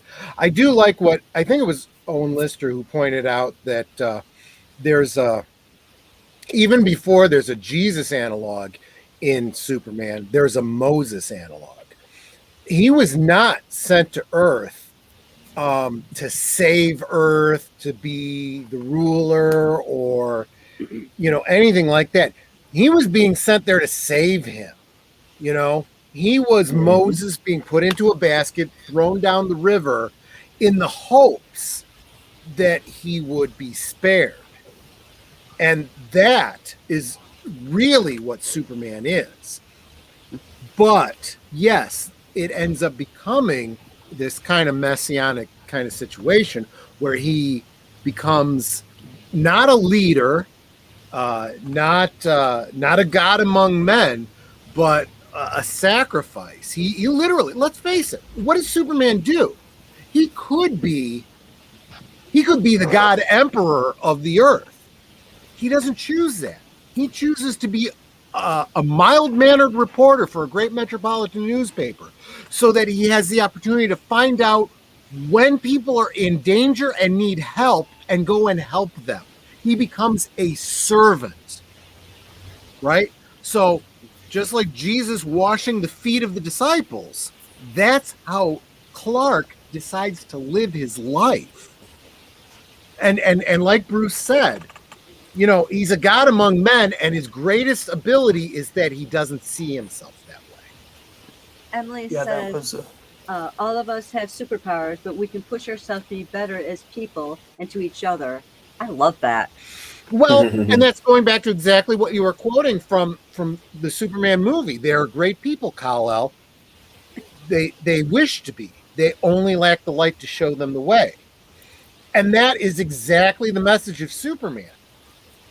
That's what an aspirational hero is.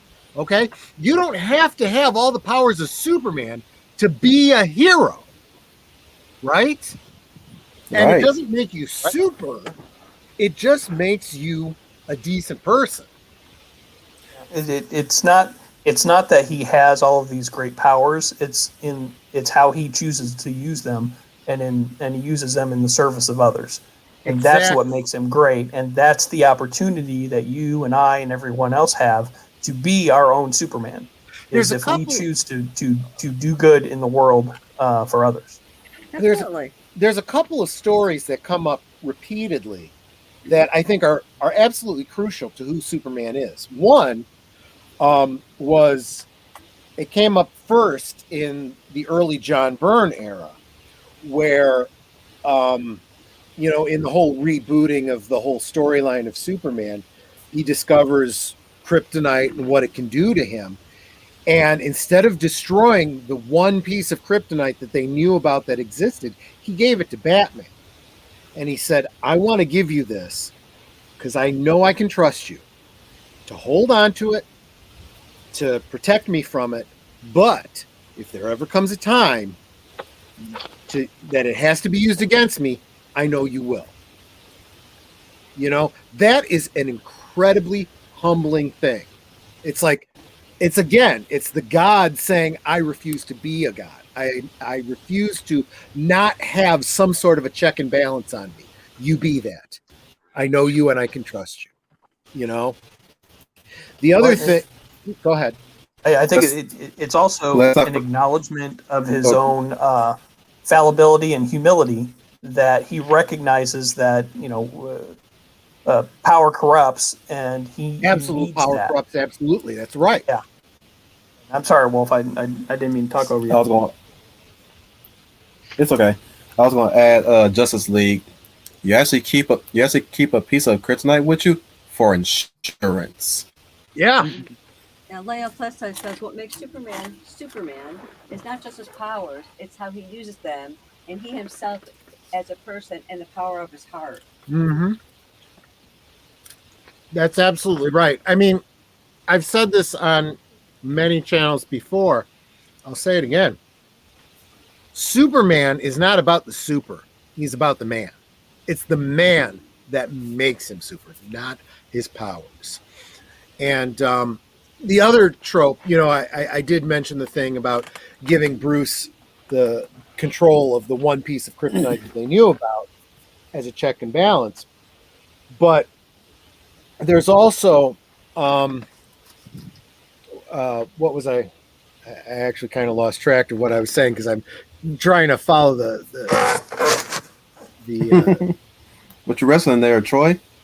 Yeah, I know. I'm just trying to do too many things in hosting the thing. Which, by the way, that I think probably the most disappointing film in the Snyderverse is Batman versus Superman, where they just try to shove all of that, so many Batman stories and so many Superman stories into one movie, and I mean each of those storylines could have been told over 3 or 4 films, and it's just a disappointment that it's harder to tell those stories now that they've been told like that. Zetopia, you are getting at something. We should really look at this, okay? So obviously I did want to spend a lot of time on focusing on what we would do, but we also have to look at what went wrong with the Snyderverse in order to avoid it, right? So that is exactly right. One of the biggest problems with the Snyderverse, probably the most frustrating, is not even all of the things they did wrong, but all the times they put the cart in front of the horse. Okay, I use the Suicide Squad as the biggest example. Suicide Squad is meaningless because we don't know who these characters are, nor do we care. Okay, the setup for the Suicide Squad is knowing them as villains in other characters' films and stories or whatever. They get arrested, and then they come back in the Suicide Squad and are given an opportunity to redeem themselves as anti-heroes. Captain Boomerang and Deadshot and all of the others were villains for many years to The Flash and so many others. So when they were brought back in Legends and became the Suicide Squad, you were like, oh, that's interesting.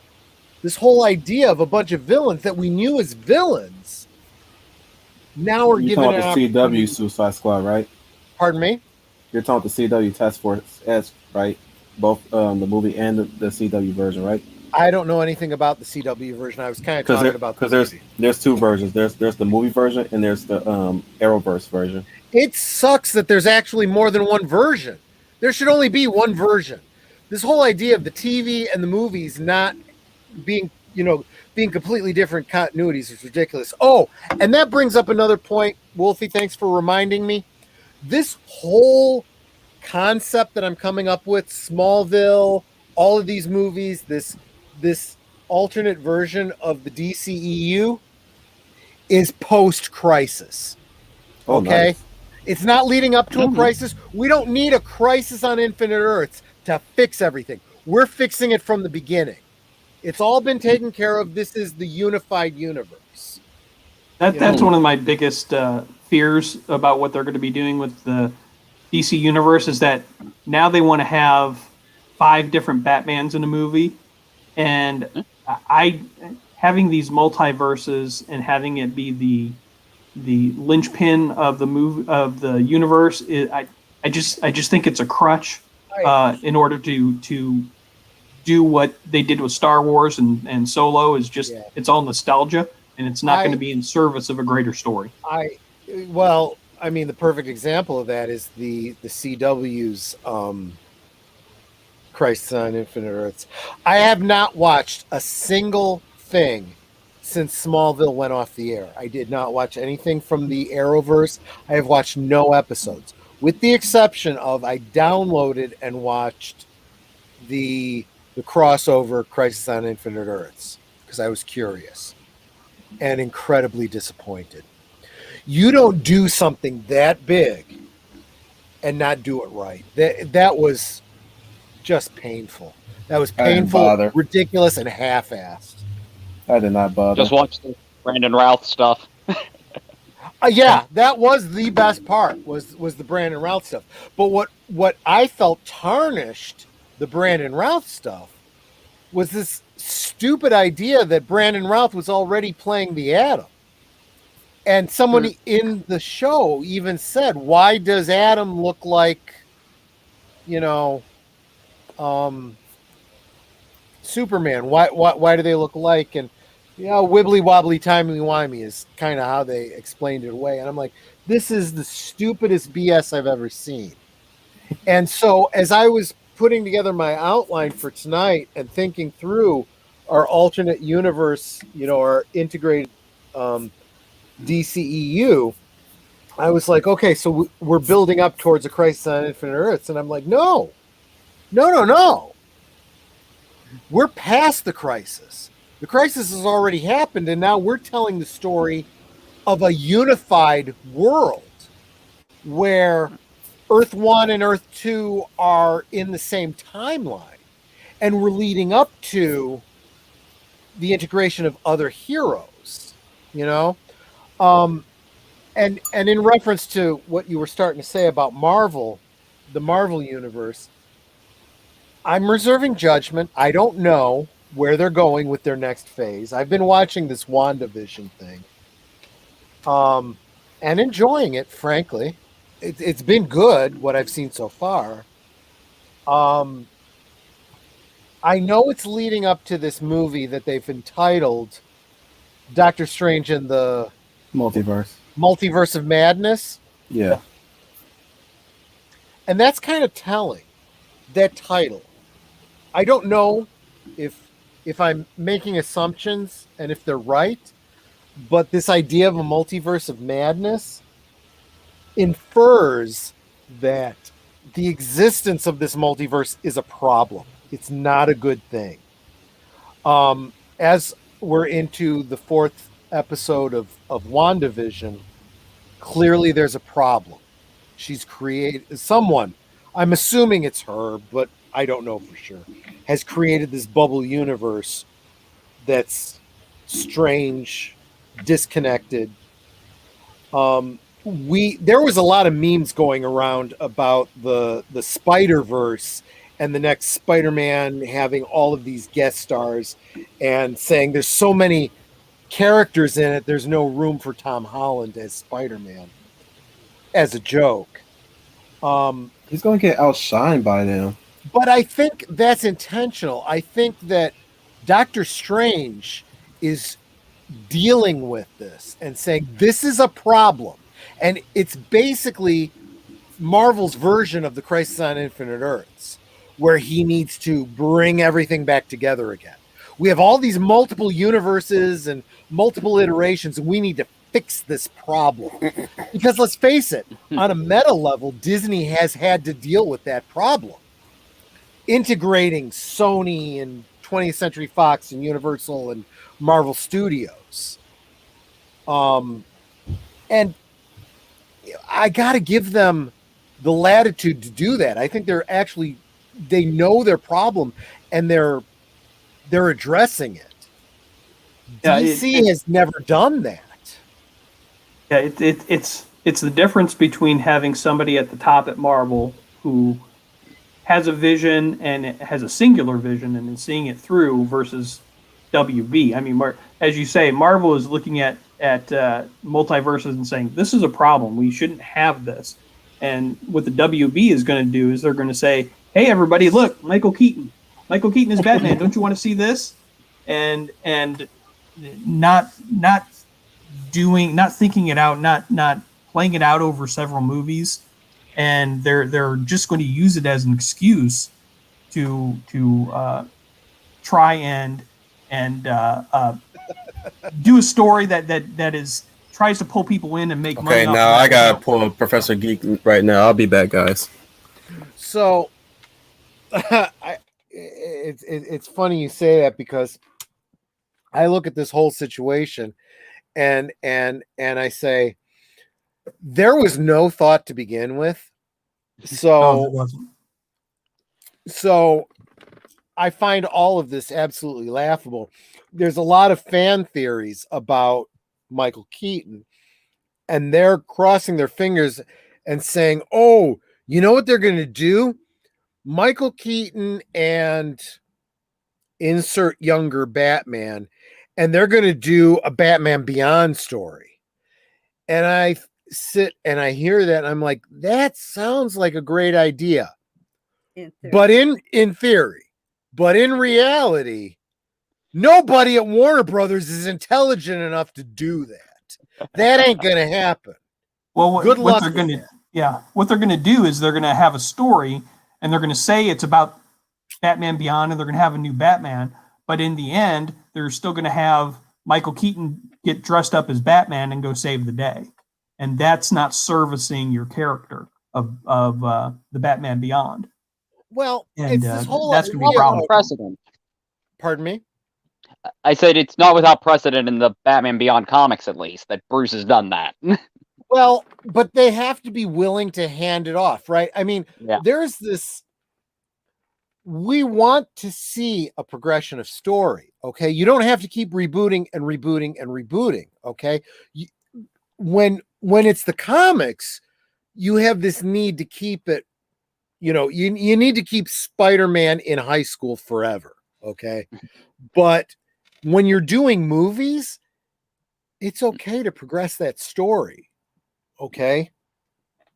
And all of the comics have an idea of where the characters start, their future, and the future after that. For DC, it's the Justice League, Wonder Woman, Superman, Batman, whatever's happening in the modern age. And there's an idea of what happens into the future that ends up in the 30th century with the Legion of the Superheroes. If you're going to do a movie verse, it's okay to do that progression over 20 years of movies. You can do that. That's okay. But nobody has figured this out. I don't understand. No, I take that back. Somebody has, and has actually done it pretty well. And that, sorry, Professor Geek, if you actually listen to this stream, but it's Jon Favreau. Jon Favreau has that vision for Marvel. He started it, and he turned it over to Feige and went on to other things, but there are conductors of stories that have this idea and can do it. Hollywood doesn't seem to have the stomach for it, but the audience wants it. Yeah, I'll say that it WB does their movies from a stance of they're afraid that their movies aren't going to work, and they're afraid that their movies are going to fail. Those first few Marvel movies, other than Iron Man, they did okay, but they didn't do great. Right. Thor didn't do well, and Captain America did slightly best than them. But Kevin Feige had a vision that we're going to do these Iron Man, Thor, Captain America, and it's going to lead up to Avengers. And Avengers is a $200 million opening weekend. First time that ever happened. That was having that vision and sticking through with it. Anybody who understands the laws of physics, engineering, understands the concept of the flywheel, okay? Once the flywheel gets going, it's got momentum on its side, right? Yes. But it takes some energy to get it going. That is the Marvel method, okay? It took a while to get that going, but once it got going, you could throw in frickin' Captain Marvel in there and people will go see it because it's part of the whole momentum and you need to see it. You could do a Squirrel Girl movie and it would make $500 million. Exactly. You didn't like that Incredible Hulk movie? That's okay. Here's Thor. You didn't like Thor? That's okay. Here's Iron Man. And it's all interrelated.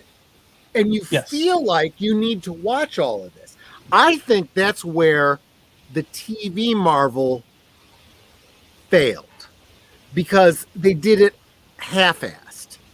They brought Nick Fury into S.H.I.E.L.D. and they did some stuff that connected it, but they really didn't do enough. Really, they didn't commit that much. They didn't commit. That's exactly right. You didn't need to see S.H.I.E.L.D. before you saw the next movie. And that's the problem. You needed to see the movie in order to see S.H.I.E.L.D., but you didn't need to see S.H.I.E.L.D. to see the movie. That's where they really went wrong. And that's why they were able to make Captain Marvel a moderate success. Nobody gave a flying frack about Captain Marvel. That was the worst marketing in the history of forever. The only exception is, you know what? It falls between these two movies. I guess we have to see it. That's the only reason. That's exactly right.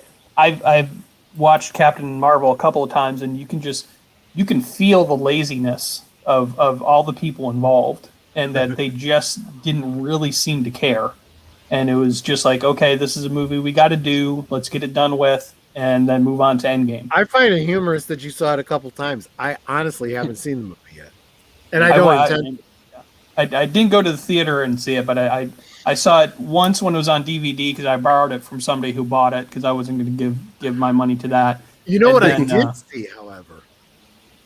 I saw a R-rated edit of the porn parody of Captain Marvel, and I can't say I did that one.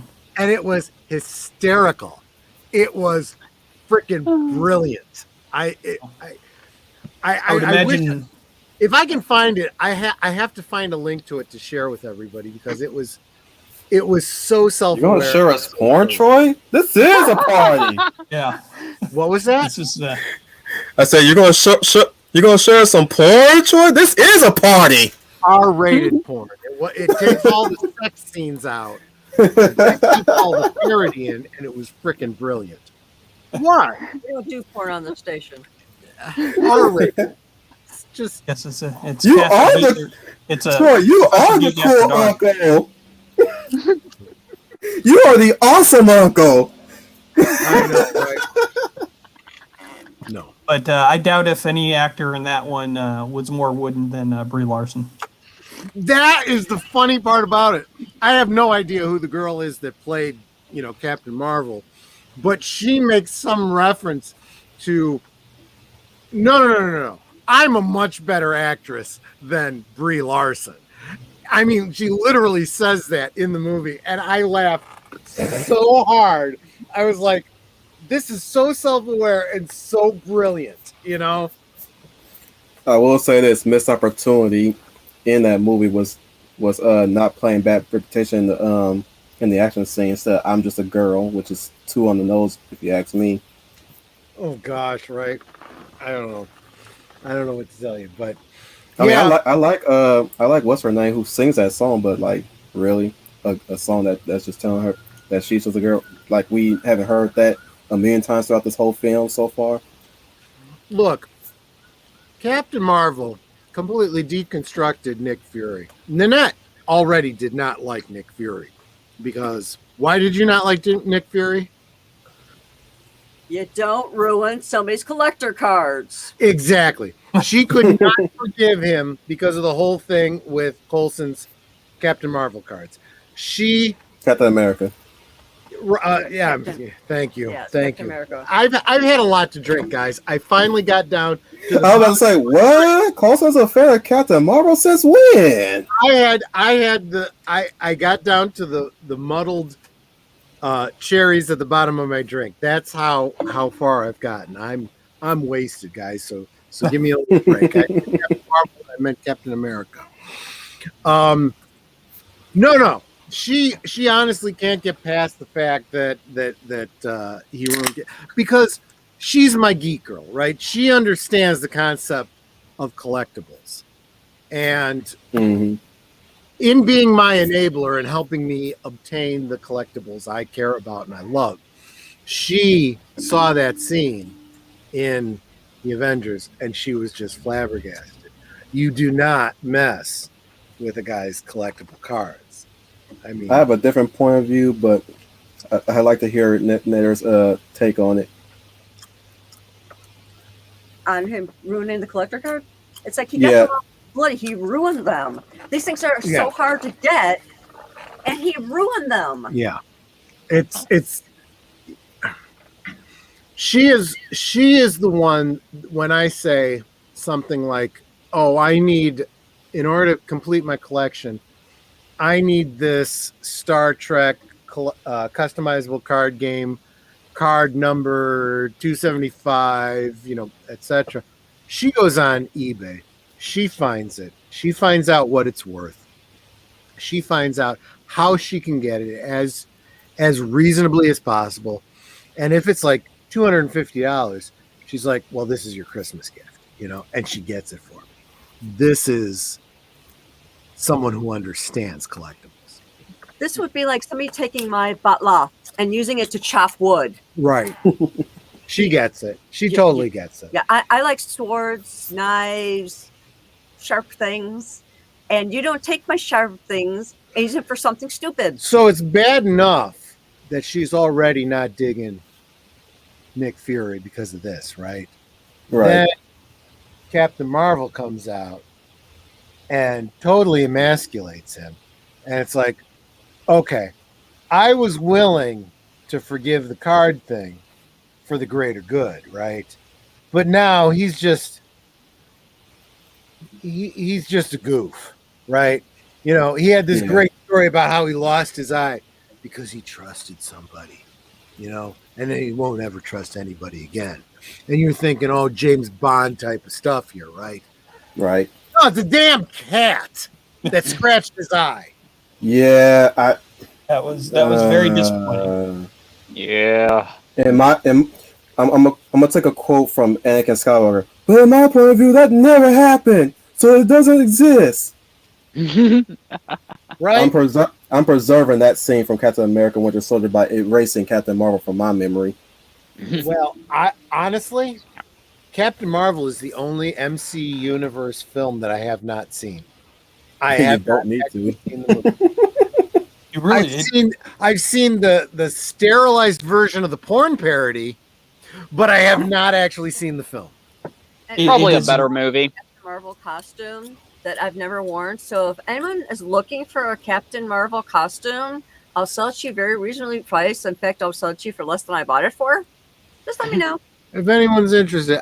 But yeah, she bought this Captain Marvel costume before Captain Marvel came out because I was excited about Captain Marvel. I liked Captain Marvel as a character. And then Brie Larson had to go shooting off her mouth. And then the movie comes out, and I'm like, oh, screw this. You really didn't miss anything, and if you wanted to watch the entire MCU and skip that one, you miss nothing. So, and even with her short scenes in Endgame, I mean, you miss nothing. Well, nada. From the point of view of the whole SJW woman power thing, right? What was that last Avengers movie? Not Endgame, the one that came after it. Spider-Man: Far From Home. Well, maybe it was Endgame. Yeah, Endgame, where they got that one scene of all the girls together, which made no sense in continuity because they were nowhere near each other, but they had to get that shot for SJW points. That's their A-Force moment because that's their A-Force. Exactly. Okay, it was so ham-fisted and cringy, By comparison, By comparison, okay, I think it was the last episode of The Mandalorian, there was a scene that was similar. It was all the women characters in a very heroic scene.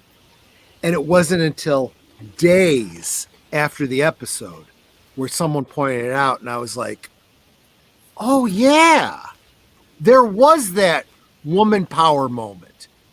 The reason I didn't notice it was because it was so damn organic, and the fact that it was all women didn't freaking matter. Mm-hmm. This is the way. That is, yeah. I didn't. I'm same thing with you. I didn't realize until after the episode, and I was watching something else. I think it was Midnight's Edge or something, and they pointed it out, and I was like, I had no idea. It didn't matter that they were women; they were all heroes, and they were all doing the heroic thing.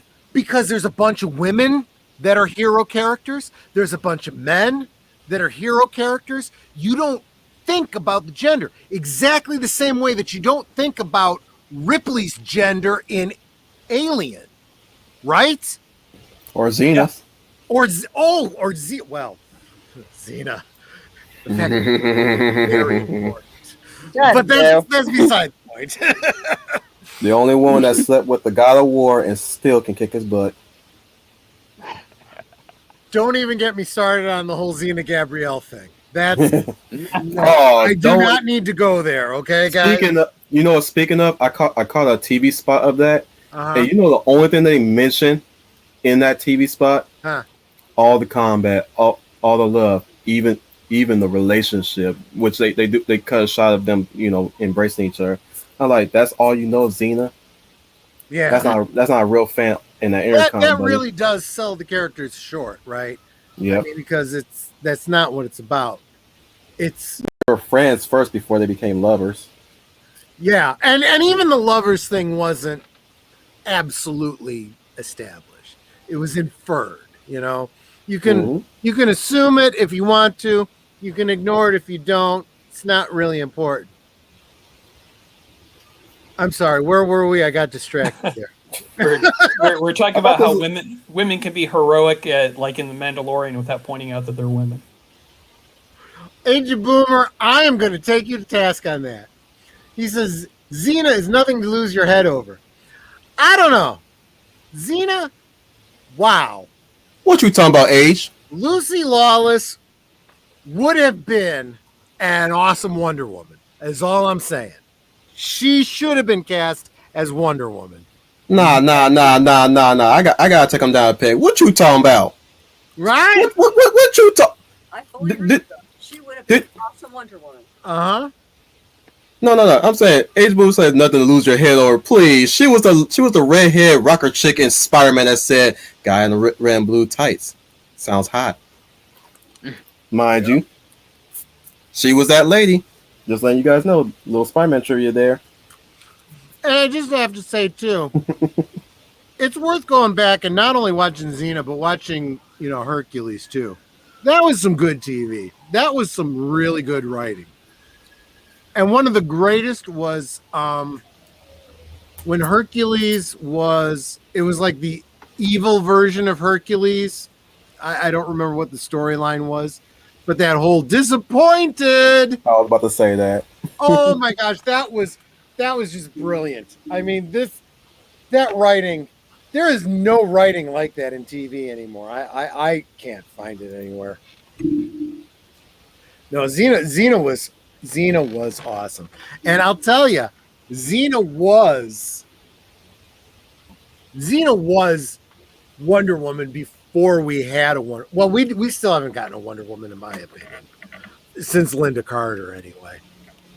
I mean, my gosh. Yeah, that was a great show. And Linda Carter, to me, is the embodiment of Wonder Woman. And the film version of her is good, but that first movie was clearly a ripoff of Captain America. And unfortunately, this Wonder Woman 84 was like the equivalent of Superman Returns. It was just boring, and it was just so disappointing. And because I got up probably 4 or 5 times, just turned it off for a while and didn't feel like I was missing anything. Nothing held my interest in that. Yeah. Let me see if I can pull this up. I'm not even afraid to admit that I did the Wonder Woman spin whenever time I watched Wonder Woman the show. Oh, there's nothing to be ashamed of that. Yeah, every time she does, I do it too. I'm like, yep, it's time. Let's rock and roll, Wonder Woman. Let's save the day. Yeah. I mean, any girl who grew up wearing a Batman costume or a Spider-Man costume, I mean, there's nothing wrong with guys liking Wonder Woman. Mm-hmm. There we go. So, give me some praise here. This was many years ago when I was first learning how to do what do you call it? Photoshop. Yeah. But I took Lucy Lawless and I did a photo manipulation, imagining her as Wonder Woman, and there you go, my friends. It's not bad, right? I mean, it's not great. I could do much better now if I wanted to go back, and do it from scratch. But it's a great template. I mean, it looks good. I think that'd be. But that in my mind would have been an awesome Wonder Woman back then, and they didn't do it. And but it's a perfect example of Warner Brothers and DC Comics just dragging their heels and missing all the opportunities, But anyway, there are so many missed opportunities for casting over the years. You know what? As long as I'm on this, I feel like showing off a little bit. Some of my photo manipulations. This was my idea of a Bizarro Superman. Although you got to flip the S, right? Yeah. I did a Blue Beetle. This was my idea of hell. I thought, what's his name? From Buffy, Spike. James Marsden. Hellblazer would have been perfect. James Marsden. He was able to do the accent, right? You need the accent for crying out loud. That's true. That's what Lex Luthor is supposed to look like. Yeah, Gene Hackman is in the White House too. My idea, Birds of Prey. Connell, right? From he did show up at Smallville at some point. Yes, I do like that one. Yeah, absolutely. Oh yeah, we'll get to that. Metallo. Oh, Steel did not go far enough. People make fun of Steel. Steel could have been an awesome movie. Shaq's heart was in the right place. It was. He had the vision. There wasn't enough money behind it. There wasn't there wasn't a writing talent behind it. There was a lot that felt good.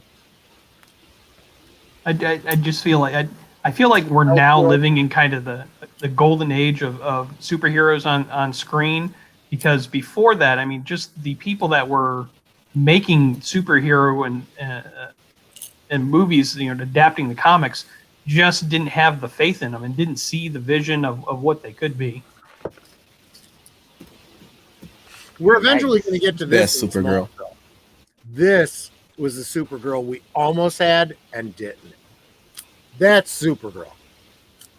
They needed to commit to it, and they didn't.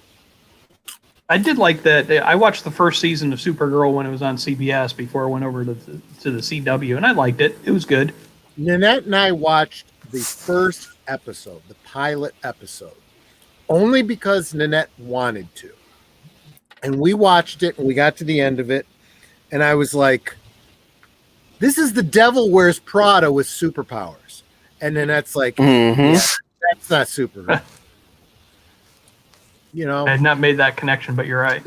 And as soon as they transitioned to the CW network, they basically made the exact same mistake that the Flash did, which is regurgitate the exact same villain each season. Each season, she's fighting a superpowered female.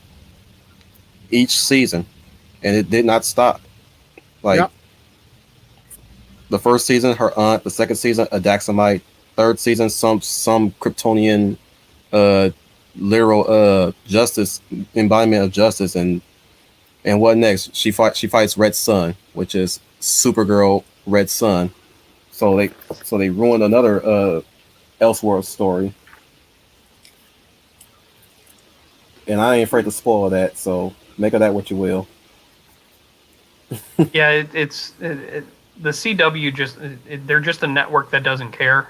They're satisfied with their ratings. They're not trying to make anything better. I mean, ever since Buffy and Angel went off, I mean, I don't think that there's any other show that's ever interested me enough to want to watch their network, and they don't seem to care.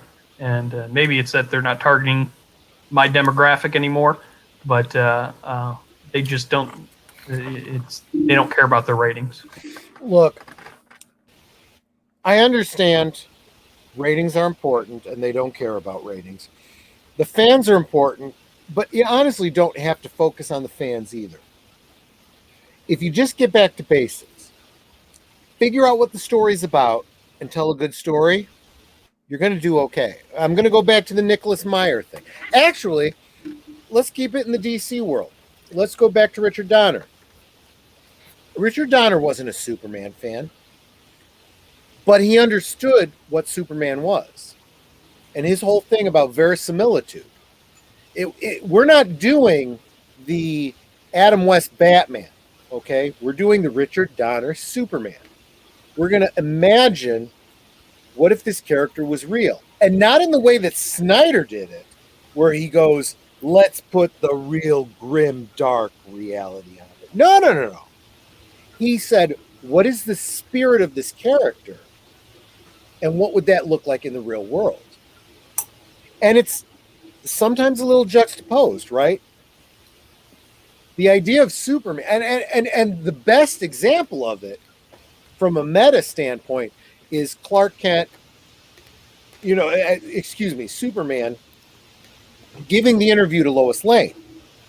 And he says, I stand for truth, justice, and the American way. Now that's the comic book Superman, right? That is the George Reeves Superman. That is the iconic Superman saying that. Mm-hmm. And it's the modern day Lois who says, oh, you got to be kidding me. You'll be fighting every elected official in the country. Yes. That's the joke, right? That's where we're all at. What is the response? It's not, yeah, you're right. That's silly. Oh, I was just joking. It's, no, I mean that, Lois. Surely you don't. In your heart of hearts, you want to believe what I'm saying. That's him being aspirational. Exactly. Oh, I don't believe this. Lois, I never lie. Oh, man, that's convicting. That is convicting to a young boy sitting in a theater next to his mother. Superman doesn't lie. That has nothing to do with superpowers. That has to do with character. Mm-hmm. Yeah, those are the things that you and I can learn from Superman. I was shocked by that. That are transferable to anyone who picks up a comic book or watches that movie. I was in grade school when I saw this film. Okay, I didn't have a great deal of education. I wasn't very wise. Okay, but I got, oh my gosh, to be a hero, I don't need to fly and ricochet bullets. I need to tell the truth. That is what is lacking in our superheroes. Well, in our DC heroes.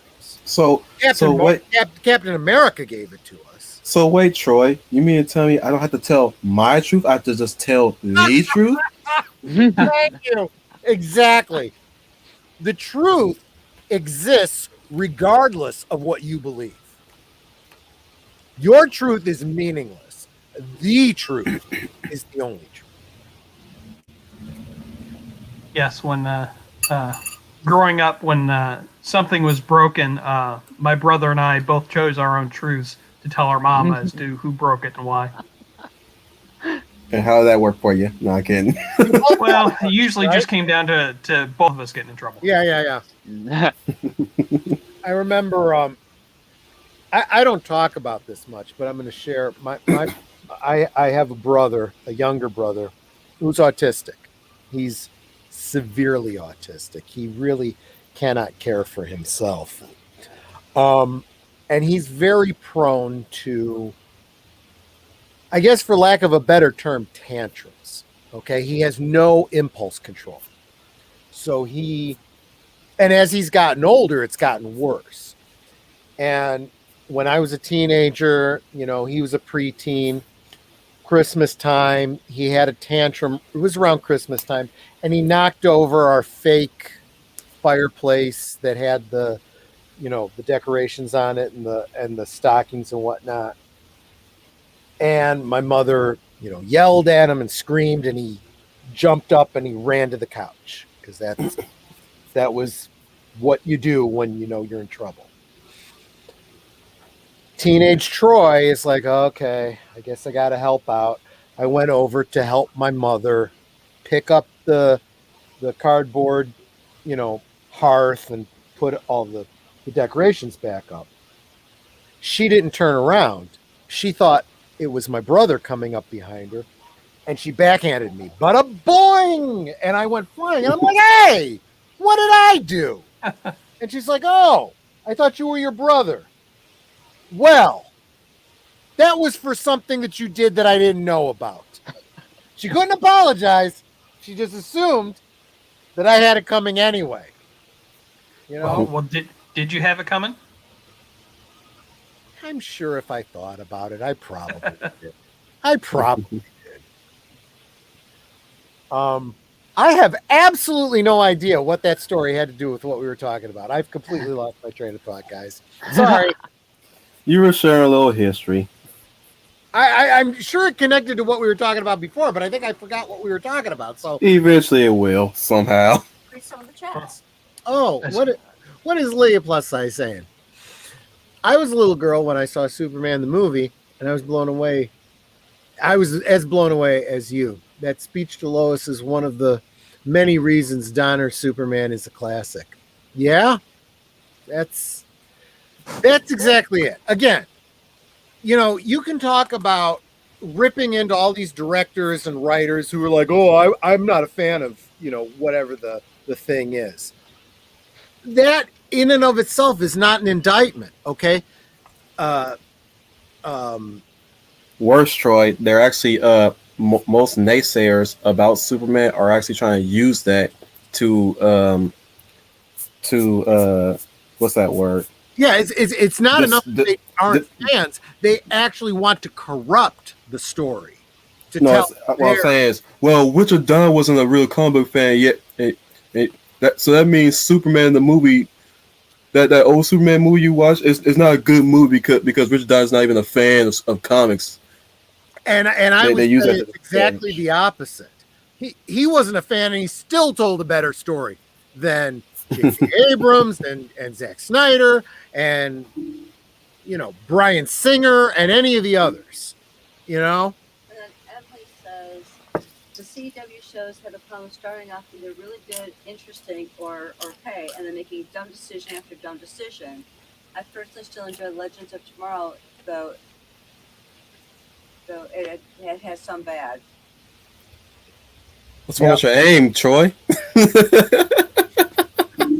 So my point is, get your storytelling down straight first, okay? And then talk about whether or not you're a fan. And I'll be honest, sometimes the biggest fans are not necessarily the best storytellers, okay? You give me a whole bunch of fan service but tell a crappy story, it's like eating a bunch of whipped cream with no cake, I still need a good story. And I feel like Richard Donner, and Nicholas Meyer with Star Trek and so many others have looked at their source material and gone, okay, I wasn't a fan of this thing, but now I've checked it out and I understand what it's about. Now I can tell this story. Because they do exactly what Professor Geek does.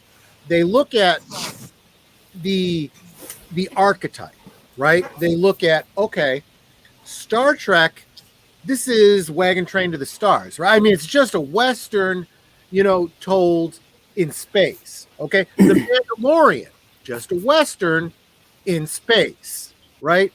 Superman, it's, the aspirational hero, it's the hero's journey, it's Moses, it's Jesus, it's, all of these things.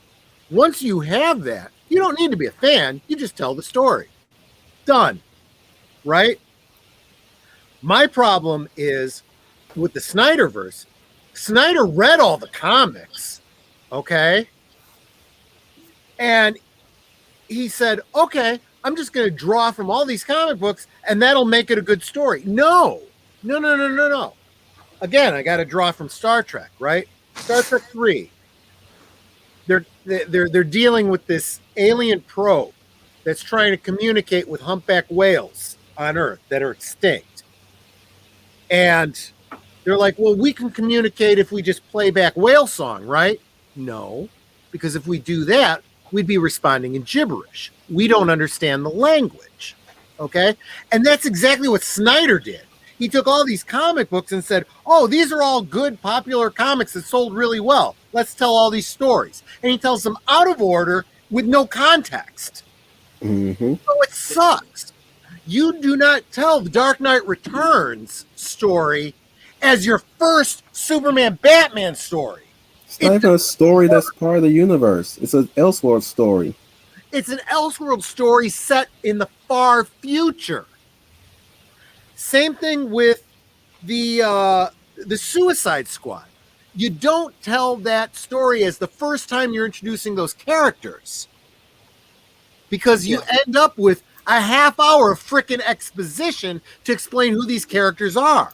No, that should have all been done in other movies so that you actually knew who these characters were. So that by the time you get to this, now you're like, well, these are all villains. Oh, wait, they're the heroes of this story? Oh, this is interesting. Okay. Wonder Woman 1984. Okay. Why did they put in this whole, mall scene and this whole Themyscira scene that everybody agrees was completely unnecessary? You ask the writer-director, and she says, oh, well, because this is a sequel and not everyone saw the first movie, so we got to, bring people up to speed. No, it's a sequel. If you didn't see the first movie, it's your own damn fault. Go watch it, especially since this is a streaming film. You can literally hit pause, go and watch the other movie, and then come back to it. Yeah. You dumbass. That's what marketing is. This is a sequel. Go watch. Charles rated so much he's roboting on my end. Sorry, I'm just speaking too loud. But you can see that that's a big difference between how Marvel does things and how WB does things. I mean, they hire a director. You're rated so much that you're roboting on my end. Sorry, I'm doing that. No, he's talking to me. I was okay. Talking too loud. Oh. But the WB hires directors and then lets them do their vision. Yeah. Wonder Woman 84 was Patty Jenkins' vision. Let me tell you something. Avengers, Infinity War, and Endgame were not the Russo's vision.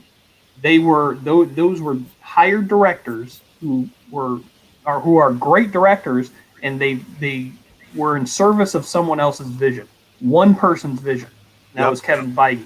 And WB doesn't want to take that responsibility, doesn't want to have to find someone who has a good vision like that. They're trying it with Zack Snyder, but Zack Snyder wants to deconstruct heroes before he's constructed heroes. And it just doesn't work like that. And he's taken they're so scared to tell the story from beginning to end that they're throwing it, hey, people like The Dark Knight. I've heard of that. We'll throw that into the movie. What? We'll kill off Superman? Yeah, the death of Superman, we'll throw that in there. And, I mean, I would love to see the death of Superman told over 5 different movies where you have all those different Supermans who come up. And then you come back again. And I would have loved to have seen that, and I'm never going to see that now. And there is another big problem, right? You have to think through, am I trying to squeeze too much into this movie? If I am, I can get 2 or 3 movies out of this. So much better, right? Yeah. This is what I've never understood about any. I mean, this was a problem with the 89 Batman series, right? Not 89, not even Batman Returns. But once we get into Joel Schumacher, you're squeezing so many characters in there. It's like, no. Why are you doing this? You can get 2 or 3 movies out of this. In fact, I've always thought, kind of on the theme of what we're here for, but a little bit off topic, going back to the Tim Burton film. After you do the first Batman movie, when you get back to Batman Returns, that could have been 2 movies. You should have done a movie where you had you save Catwoman for the 3rd movie. You do Penguin with Shrek, right? And the whole mayor story, and the power plant thing, and that whole story. Bring down the Penguin. Shrek goes to jail. Okay, that's your 2nd movie. Your 3rd movie, Shrek gets out of jail because he's rich and connected, and then the whole Catwoman story starts, and her whole thing about the law doesn't apply to people like this. Now suddenly that makes sense because he's been to jail and gotten out because he's rich. And you focus a whole movie on Catwoman. Now you've just gotten 3 movies instead of 2. Okay? This is how you develop storylines. And then you can go on to, your next movie where you introduce Robin with, I don't know, Two-Face, right? And then your next movie is Robin and the Riddler. And if you want to introduce Batwoman, then fine. I would save her for the next movie when you introduce Poison Ivy. More movies, more stories, more marketing, more money. What is wrong with these people in Hollywood? Do they not want to make money? Well, that's just it, is that Marvel has told their story over 23 movies over 10, 12 years. What DC is doing is that they say, I need to make a whole bunch of money in the next quarter so I can hit my bonus. And so they will release Justice League almost pretty much unfinished, rework it, and then not put the money in to do the facts, because those executives, again, they're scared and they want to make sure that they're getting their bonuses rather than telling a good and complete story. And it's so disappointing to me because you have these great aspirational characters in Superman, Green Lantern, and Flash, and Wonder Woman, but no one is sitting down and saying, okay, let's plan this thing over the next decade. Nobody's doing that. They're all, it's like, oh no, AT&T or WB could fire me next quarter if this movie doesn't do well. So I'm going to put all my characters in here, and I'm going to shove every story I can in order to get people to go and see it, and then get my bonus. And then if they fire me because it underperformed, well, at least I got my $3 million bonus. It's very frustrating. What it comes down to is, if you're a trombone player or a French horn player or a violinist or whatever, I don't care if you are the greatest virtuoso there is. Okay, if you're a member of an orchestra and you're just doing your own thing, and you don't have a competent conductor leading that orchestra, it's going to be a cacophony. Yep, you're absolutely right.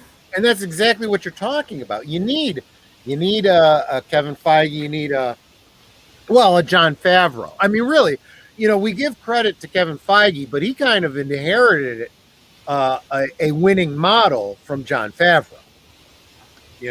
Let's give credit where credit is due. Agent Boomer, I'm sorry.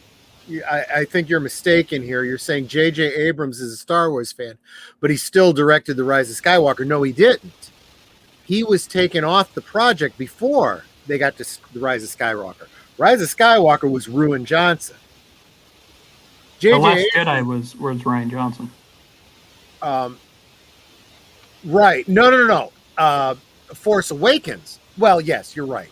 They brought him back, but by then it was too late. The damage was done. Ryan Johnson just completely ruined every single storyline. There was also this one other guy who was assistant writing with JJ on Rise of Skywalker, and he had a different vision, and they didn't go with the vision that I thought would have been a much somewhat roundabout better plot. Yeah, it's still too wild for Star Wars. I can't even fault J.J. Abrams for that last movie because he did the best he could with the shit burger he was given.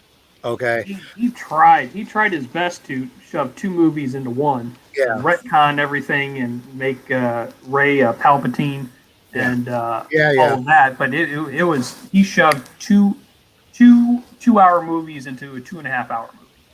I mean, you can say he didn't do a very good job, but you can't judge him on that third movie because he wasn't allowed to do the trilogy himself. If he did, then we could judge him on that trilogy, good or bad. I know he is supposed to be doing the next Superman movie, and I have a feeling I'm going to be able to judge him pretty harshly on what he does with that. Did you ever read his or see his script that he wrote back in the late 90s? Was he the one that did that flyby thing? And that one was I couldn't believe when that leaked out online and I read it. And I mean, Krypton doesn't get destroyed. Lex Luthor is an FBI agent who turns out to be a Kryptonian, and it was terrible. Actually, I'm sorry for interrupting, but no, there's a YouTuber called Supervoid Cinema. He actually did a video on that dropped not too long ago. I want to see that and review it. And did he just talk about it, or did he? He kind of went through the whole. Well, right, yeah, he has that too. What he does is what he's been doing recently is talking about the Superman movies that never got made, and it was. And most of them are like, we're glad they didn't get made. Some of them, yes. The one that might have been the last Christopher Reeve one was actually sounded pretty good. Yeah, I heard about that one. You're right. I was listening to Midnight's Edge. I think it was earlier today, their live stream, and they actually they said something that's tangentially related that I thought was really funny. They were talking about not having some, like if you look into a movie and it has nothing to do with Bad Robot, that in and of itself is actually a point in its favor. That's how much Bad Robot has hurt everything it's touched. Sorry. Aside from Mission Impossible. I can't even speak to that. I know nothing about it, but I can say that from the point of view of Star Wars, Star Trek, even the DC stuff, anything J.J. Abrams touches turns to crap ultimately. But he just not that good. He can create a good beginning and a decent middle, but then he doesn't care about the end. I think he feels like, look, I've already got you hooked. You're going to see the end. So now that you mention that, I think he hasn't trained himself to write movies. He's mostly trained to write shows. He hasn't gotten out that show perspective. Seems like that's going on. Of course, became a fan of J.J. Abrams when Alias came out. I loved Alias, but it did not end well. And then Lost, I was a huge fan of Lost, and that did not end well. And that to me has been the pattern of JJ's stuff, is that he gets you interested, he gets you hooked, but he doesn't know how to pay it off. And either he doesn't know how to hire good writers who can write that ending and pay it off, or he just doesn't want to give it up for someone else to do it for him. But he's someone who is badly in need of an editor. You can look at his stuff from beginning to end. I mean, at the risk of sounding blasphemous, hear me out on this. I'm going to have to compare J.J. Abrams to George Lucas. George Lucas is very similar in that regard, where he's a great idea man. He's got a great vision. But when it comes down to the nitty gritty of fleshing it out, he's not the best person for the job. Star Wars was great. It was a great movie. But if he didn't have his wife involved in the editing, if he didn't have better directors giving him advice, it would have been a crap burger. And then when you get to Empire and Jedi, Lawrence Kasdan wrote the best stuff about those movies. Again, based on Lucas's ideas, someone else wrote it. J.J. Abrams is the same way. You look at Lost, started out great, brilliant idea, meandered, and the only reason it limped across the finish line was because of Mark Frost. Seriously. That twist in, what was it, the third season of Lost was absolutely great. I remember watching it and not seeing it coming at all. Yeah. And then when it happened, it was great. But then it just, what probably should have been a 4-season show with a great ending limped into like a 5th or 6th season. And they just didn't know how to end it. They had set up all of the stuff and, what's with the polar bears and what's with the numbers, and half of them got paid off, and the other half they just left dangling and didn't care about it. This is where it becomes very apparent that the brilliant guy who had great ideas with no payoff. He didn't know what the end of his story was, and he even did a TED talk, which I find ridiculous, where he talks about his mystery box. And he basically says, it doesn't matter what's in the mystery box. And it's like, no, you're a freaking idiot. Everything you have done has turned to shit because you believe this. That's not the way to do it. Okay? Look at J. Michael Straczynski instead. Okay? Look at Terry Nation instead. These are people who came up with TV series and didn't only write the pilot, but they wrote the last episode at the same time. And all the middle stuff had to lead from the beginning to the end. They had it planned out. Now, J. Michael Straczynski had a very difficult time doing that. He planned out 5 seasons, and it looked like he was only going to get 3 seasons. So he had to wrap it up at the end of his 3rd season, and then pick it up and continue going in a 4th season, which was very awkward. That's like trying to catch that pass and almost dropping it and fumbling it, but being able to pull it off and get across the field goal. Okay? I think JJ confuses mystery boxes with MacGuffins. And a MacGuffin, it doesn't matter what a MacGuffin is necessarily, right? But it does matter how the characters interact with that MacGuffin. So you look at something like the Maltese Falcon. Maltese Falcon wasn't important, but how all of those characters interacted with it, that was important. Absolutely. And then you look at the Rise of Skywalker, and they got all these stupid Wayfinder things and that MacGuffin stupid knife. MacGuffin that leads to a MacGuffin. It's like, I don't care anymore. I just want my money back, damn it. Yeah. Then there's nothing there at the end. It's all about that mystery box and not about the characters. And it's just that whole thing at the end. Who are you? I'm Ray. Ray what? Ray Skywalker. He in no way earns that name. Not at all. Rise of the Skyfaker. Comparison, okay?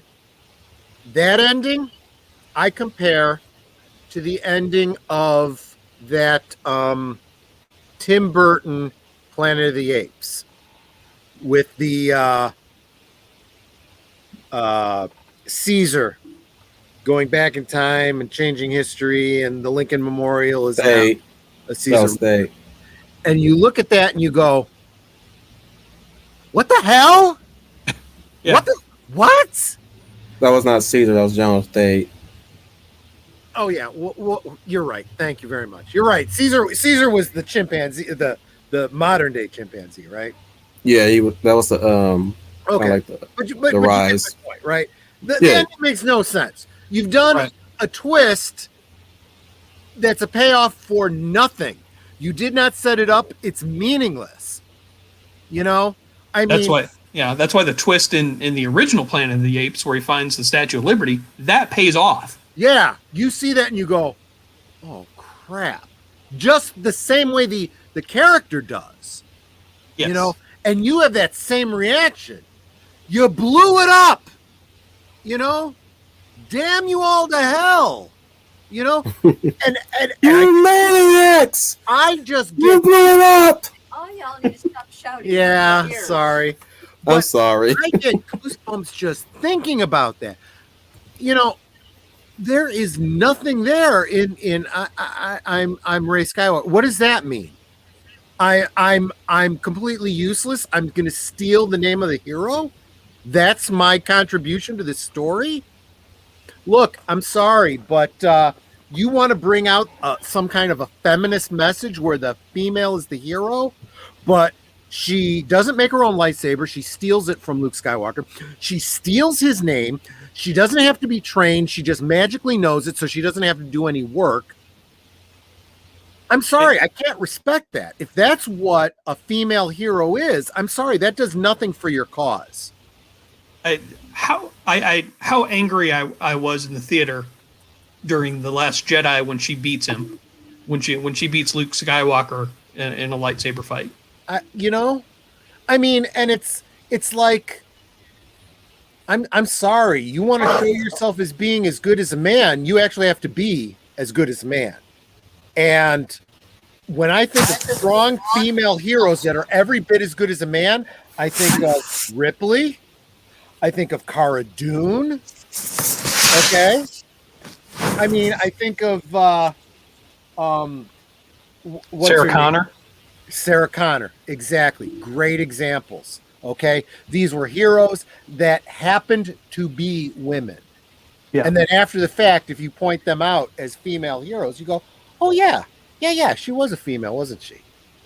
And You know, I don't know how he does it, but what's the name of the director of Ruined James Concept? Cameron? James Cameron. He writes terrific female characters because he doesn't necessarily write them as female.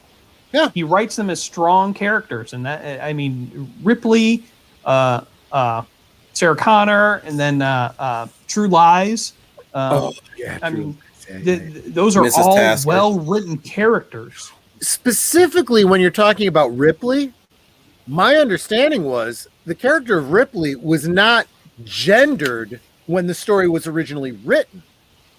And it wasn't until after the casting that he decided, oh yeah, Sigourney Weaver would be great in this role. Yeah, Ridley Scott. It literally didn't matter that it was a woman. Yeah, and it's disappointing to me that popular entertainment has gone away from that. They're not trying to do those types of characters anymore. It's all about preaching and telling me what I should think, and not trying to show me good characters and how they interact with the world. I mean, Y'all can't see it, but I'm rolling my eyes on that notion.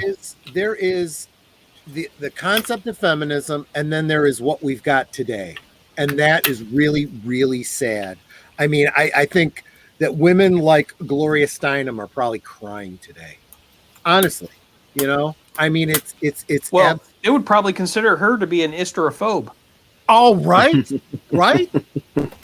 I mean, these are women that wanted equality, not I want to be mediocre and make all men look bad in order to And- make probably- myself better. You I know, probably think Pam Grier is a pardon the expression, but oh, no, a bed wench. I know exactly what you mean. I mean, I don't know. It's like, yay, let's be proud. I'm gonna get political on you guys. Sorry, but it's my stream. I can do this. Of course, I you am can. Go the ahead. first female vice president asterisk in the history books. Everyone believes that the election was stolen. Congratulations. You're the first woman, but you had to steal the election in order to get it. And yeah.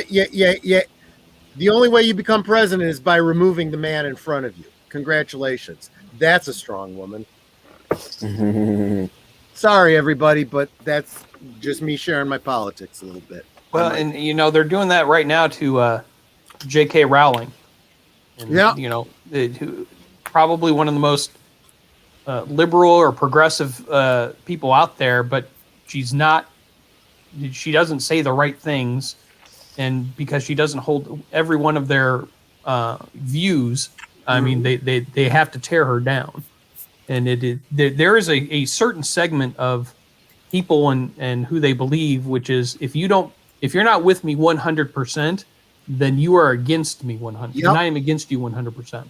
And these are the same people that vilified President Bush when he said it. But now it's okay because it's us. Yeah. And different rules for thee than there are for me. Yeah. And that type of mentality comes from both the right and the left. It's not really. Agreed. It's not really just one ideology on a spectrum. It is people who are trying to achieve something using the same means, but they come at it from the right or the left. And those are the people that scare me the most. It comes down to what I always call intellectual honesty, right? If it applies to you, it applies to me too, right? Yeah. So when, people were saying, Obama, not my president, not my president. Yeah, he is. He won the election. Then Trump comes along, not my president, not my president.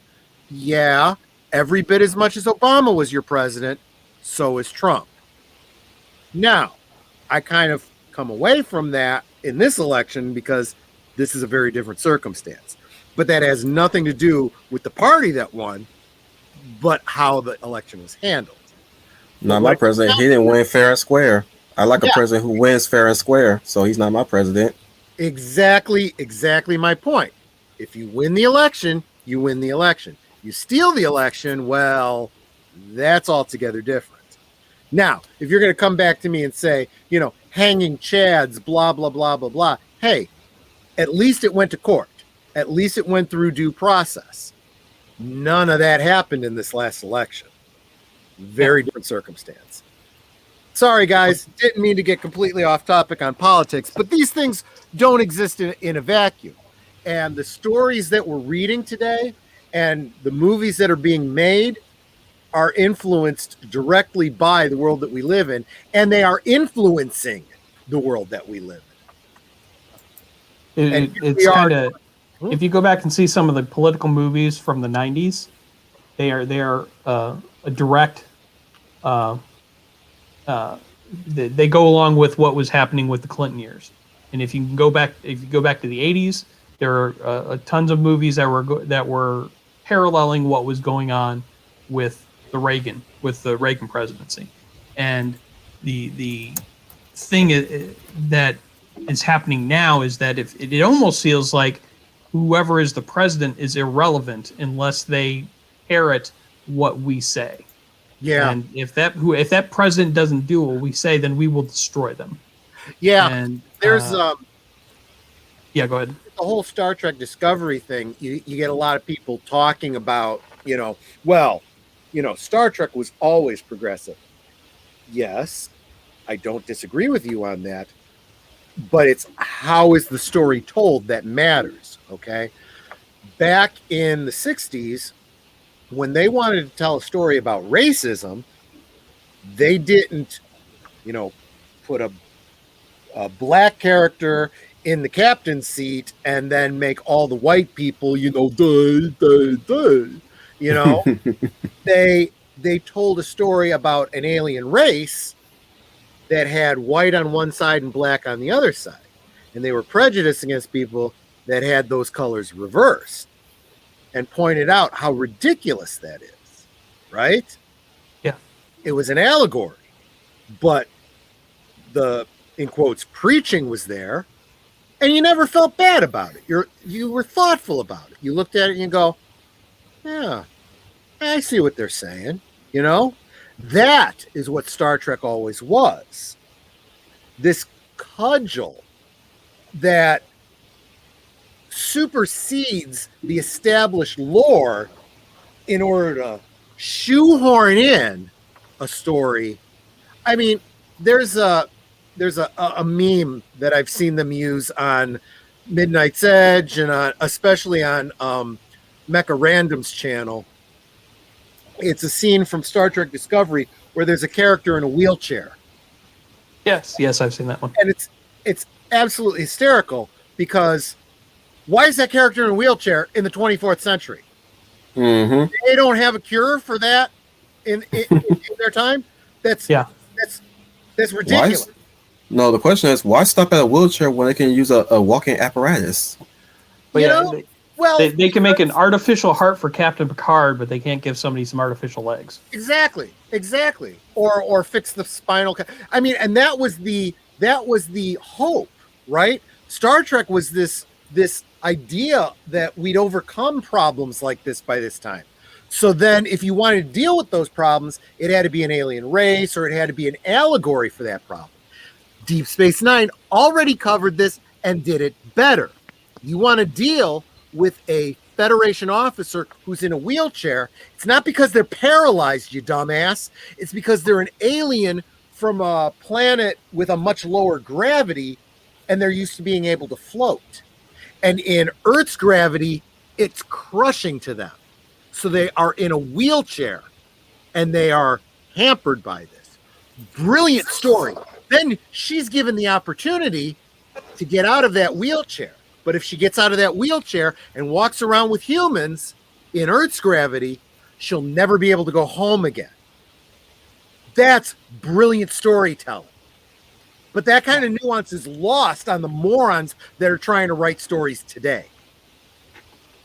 And it just that the people who are making STD and those don't understand that they can take the progress that was built upon on those stories and tell new ones in new ways. Instead, they just want to say, let's kill the past, and then you must now think like I do, or else. Or the modern message of feminism that I've gotten.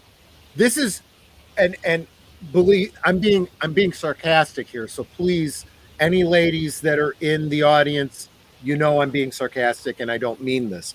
But what I've gotten as a message from modern storytellers is women are weaker than men. And so in order for them to be equal to men, they have to make men less than. And we got to write all men as stupid and incompetent in order for women to be on an equal playing field.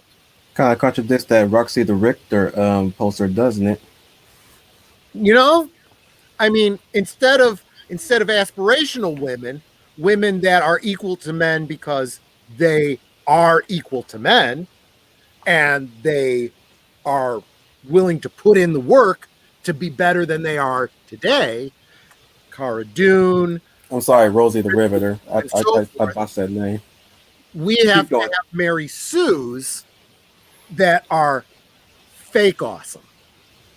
Well, and it goes back to just this victim mentality that the only way you can get through life is because you're a victim and you have to rely on us to take care of you. And we're going to be the ones that make sure that you get a fair shake in life and that your outcomes are acceptable. And instead of saying take control of your own life and making something of it, you are a victim and you have to rely on us to take care of you. As we are, because I think we're getting to the 3-hour mark. I probably pretty much need to wrap this up. So last point, and Wolfie, I want you to shepherd me on this and call me out if you think I'm wrong. But I want to point to one example from old Star Trek. Nichelle Nichols, okay, in quotes, the black character in the show, right? But oh my gosh, inspirational to a whole generation when it comes to racial equality, right? There was an episode called The Savage Curtain, where she meets an incarnation of, or a representation of the great emancipator, right? The President Lincoln. Yeah. And he refers to her as, if I offend you, please let me know. I apologize in advance, but this is a quote from the show. Go ahead and say it. He refers to her as a negress. And there's that tension in the show, right? Because he uses that phrase. And he goes, I didn't mean to offend. And she goes, no. I get where you're coming from. I'm not offended. We come from a much more advanced culture where we're not bothered by words. Okay, I'm sorry. I assumed offense, that wasn't there. I apologize. It was awkward, but the sentiment was spot on, and it was this incredible sense of, you know what? I am so confident in who I am as a woman, as a Black woman, and as an officer in Starfleet, that you use a word that's kind of uncouth, but I understand where it's coming from, and it wasn't meant with offense. I do not take offense. Come up to the modern day, and we have people of every color and every gender, because there's apparently more than 2 genders these days. I don't buy that. Who take offense at everything. Literally, they are looking for reasons to be offended, because they need a reason to post on the Twitters and the Facebooks and the socialist medias and call attention to themselves. Exactly. They're all snowflakes. And that is what really upsets me, because we have lived through the 70s. We have lived through, the idea of equality. We have lived through teaching generations that women should be respected, that people of every color should be respected, people of different religions or no religions should be respected. And now nobody's equal. We've got to lessen ourselves and make everyone else superior, because in the past their ancestors were oppressed. Harrison Bergeron. Yeah, it's become the Harrison Bergeron age. It's absolutely true. Leia Plus Size, thank you. You're always so encouraging. She points out that she remembers that episode, and she liked that episode, and apparently was not offended by it and was not bothered by it. You know what? It's not about color. It's not about race. What it is about character. And there aren't enough people of character. And here I am, Wolfie, my brother from another mother. You're a different color from me, but you have an abundance of character. That's all that it takes. Leia Plus, exactly. Same thing. Sister from another mister. Okay? But it's all the character for me to respect. That's all it takes. And you know what? Exactly. If I say something stupid out of ignorance, because I'm an old white guy, I trust you guys to say, in love, hey, bro, that was kind of thick-headed of you. Why? And then tell me why. Oh, and you'll hear from me. Then we virtually hug it out and we're done, right? But heaven forbid, that doesn't exist in this world anymore. I don't know. It's a sad world that we live in. Not enough aspirational heroes, I think. That's how you fix the DC universe, is having more aspirational heroes. And, one last point on that. There was always a difference between the DC universe and the Marvel universe. They weren't, it wasn't always, they got to be the same. DC was the aspirational, and Marvel was always the little bit edgy, a little bit darkish, right? Traditionally, yes. It seems like it's kind of switched. in the cinematic universe, they kind of flipped the script, and it's not really. It works okay for Marvel. I don't know how it's going to work as they integrate the X-Men back into it, but it definitely has not worked for DC. Not at all. I was just always, I've been continually impressed by how the Marvel movies took the arc of Tony Stark and Captain America, and basically they were doing separate but parallel arcs. Tony Stark had to learn how to sacrifice, and Captain America had to learn how to be a little bit selfish, and find a life of his own. And it was just amazing how they were able to do that over 23 movies. And the beginning was a little bit rough. They weren't exactly sure how they were going to do it, but they figured it out. And DC they're very willing to give up and change on their movies in order to pursue that elusive $2 billion movie. Yeah. Marvel had a vision. They went with it, and in the end, they were rewarded. And I hope at some point DC figures it out too. Well, as we wrap it up, I know it seems like we got way off the mark, but I'll be honest with you, I don't feel like we really did. All of these things that we talked about tonight directly or indirectly relate to what it takes to make a successful franchise. And that's really what we were talking about. We were kind of laying the groundwork for our imagined alternate version of the DC universe. And this is just the beginning. We were just laying the groundwork here. I just thought I'd throw it out as a topic to talk about. And if you guys, I know that those of you that are in the stream talking with me right now already, are in the group. But I would, if you guys want to continue this conversation, if you want to continue to contribute to this conversation of imagining what an awesome, alternate DC universe, cinematic universe could have been like, come on over and join the MeWe group that I set up. I just dropped a link. I'm already there. I know you are. Yeah. Just dropped a link. Come on over. Also, if you want to follow me over on MeWe, connect with me, friend me. I don't know what you call it. I'm a little Connecting. bit we me. Yeah, we me. We me. Come on over to MeWe, start an account. It's just like Facebook, just with a lot less BS. Send me a friend request or a connection request or whatever. Me too. Yeah, Netter too. She's over there. Wolfie's over there too. I know.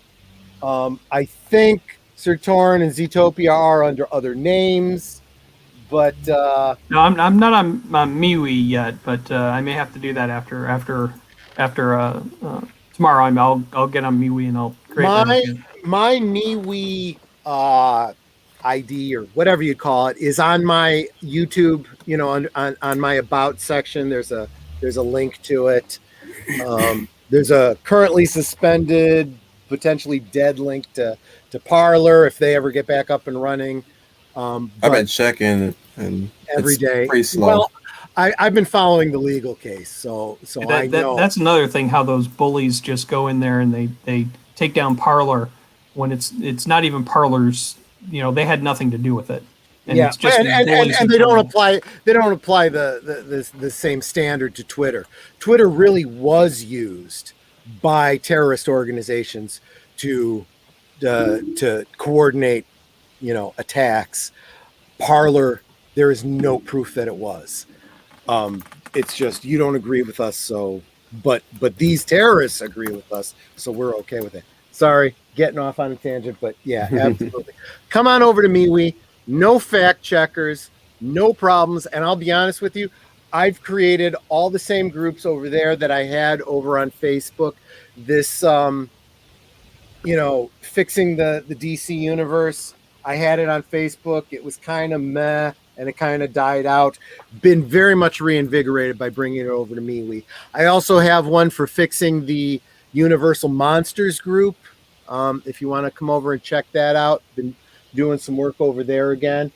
And yeah, and I'm there dropping my memes, dropping my statuses, and my satire and jokes and song lyrics and stuff every day. So That by the way, would be another interesting topic to talk about is a monsterverse, or not the monsterverse, but the dark universe that they first tried to do. I really think something like that could work alongside Marvel and DC. Zootopia, Yep. if you want, in a couple weeks, I'll do another one of these streams. We'll do it about the Universal Monsters. Fixing I'm the happy to Universal join Monsters. that. I would love to talk about that. I've got a MeWe group about that. I've already put a lot of work into it, just like this on the DC. So yeah, let's do that. So next week, same time, over on Mr. Matchstick's channel, it's going to be Mr. Matchstick, Wolf 10 Media, Aged Boomer, and myself. We're going to be talking kind of some of the same topics we talked about tonight, but specifically about how SJW, radical, race and gender theory have really been eroding and really just destroying the franchises we love. Why that is, if and what we can do about it. So we'll be talking about that next week on Mr. Matchstick's channel. And then say the week after that, 2 weeks from tonight, we'll talk similar conversation, except about the shared Universal Monsters universe. Okay, and I'll drop the link in. People that want to join can join in if you want. Okay? Thank you, Troy, and thank you, Netter and Wolf. It was great to be on a stream with you and Circle Again.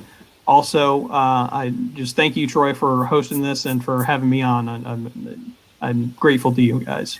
And do me one other favor, guys.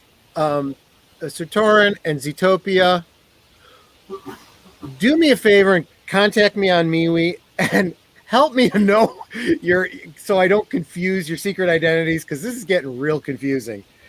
Batman and Hal Jordan are the same guy to me right now. Help me out. So Okay, I will. So do me that favor. And you know what? Y'all join me tomorrow, me and Aged Boomer over on our we're probably going to be changing the name of the stream, but for now it's still Study Hall on Sunday night. Tomorrow is Saturday. I was about to ask. I was like, wait, we're in Saturday now? Saturday's rewatch over on, is it your Big channel? Al's. It's on Big Al's channel tomorrow.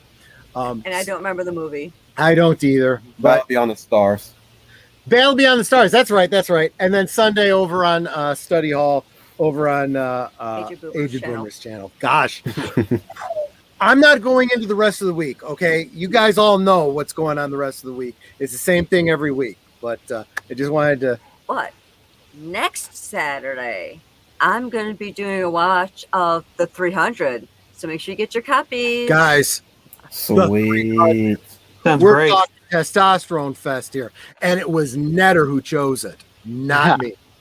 So... Spartans, take your dinner and eat hearty. For tonight, we shall die in hell. And remember, I am Mr. History, so I'm going to have some things to say about that movie, and all positive. Just saying. Yeah. Oh, yeah. I always say, guys, if you haven't subbed to our channels or anyone's channels here, make sure you do that. Let's just really encourage one another. Go to the YouTube, Facebook page that I created. Drop a link to your channel in there if you haven't already, so we can sub to you and know what your channel's about.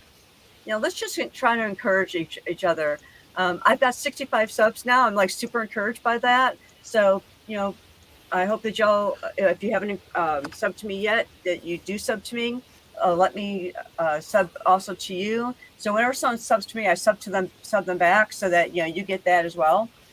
And let's lift each other up.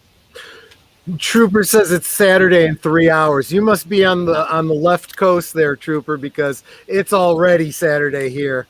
But normally on an ordinary stream, I would just say, you guys are all already subscribed to me. But like I said, I saw some new names in here. Guys, if you came and subscribed to my channel, that would just make me feel like $1 million.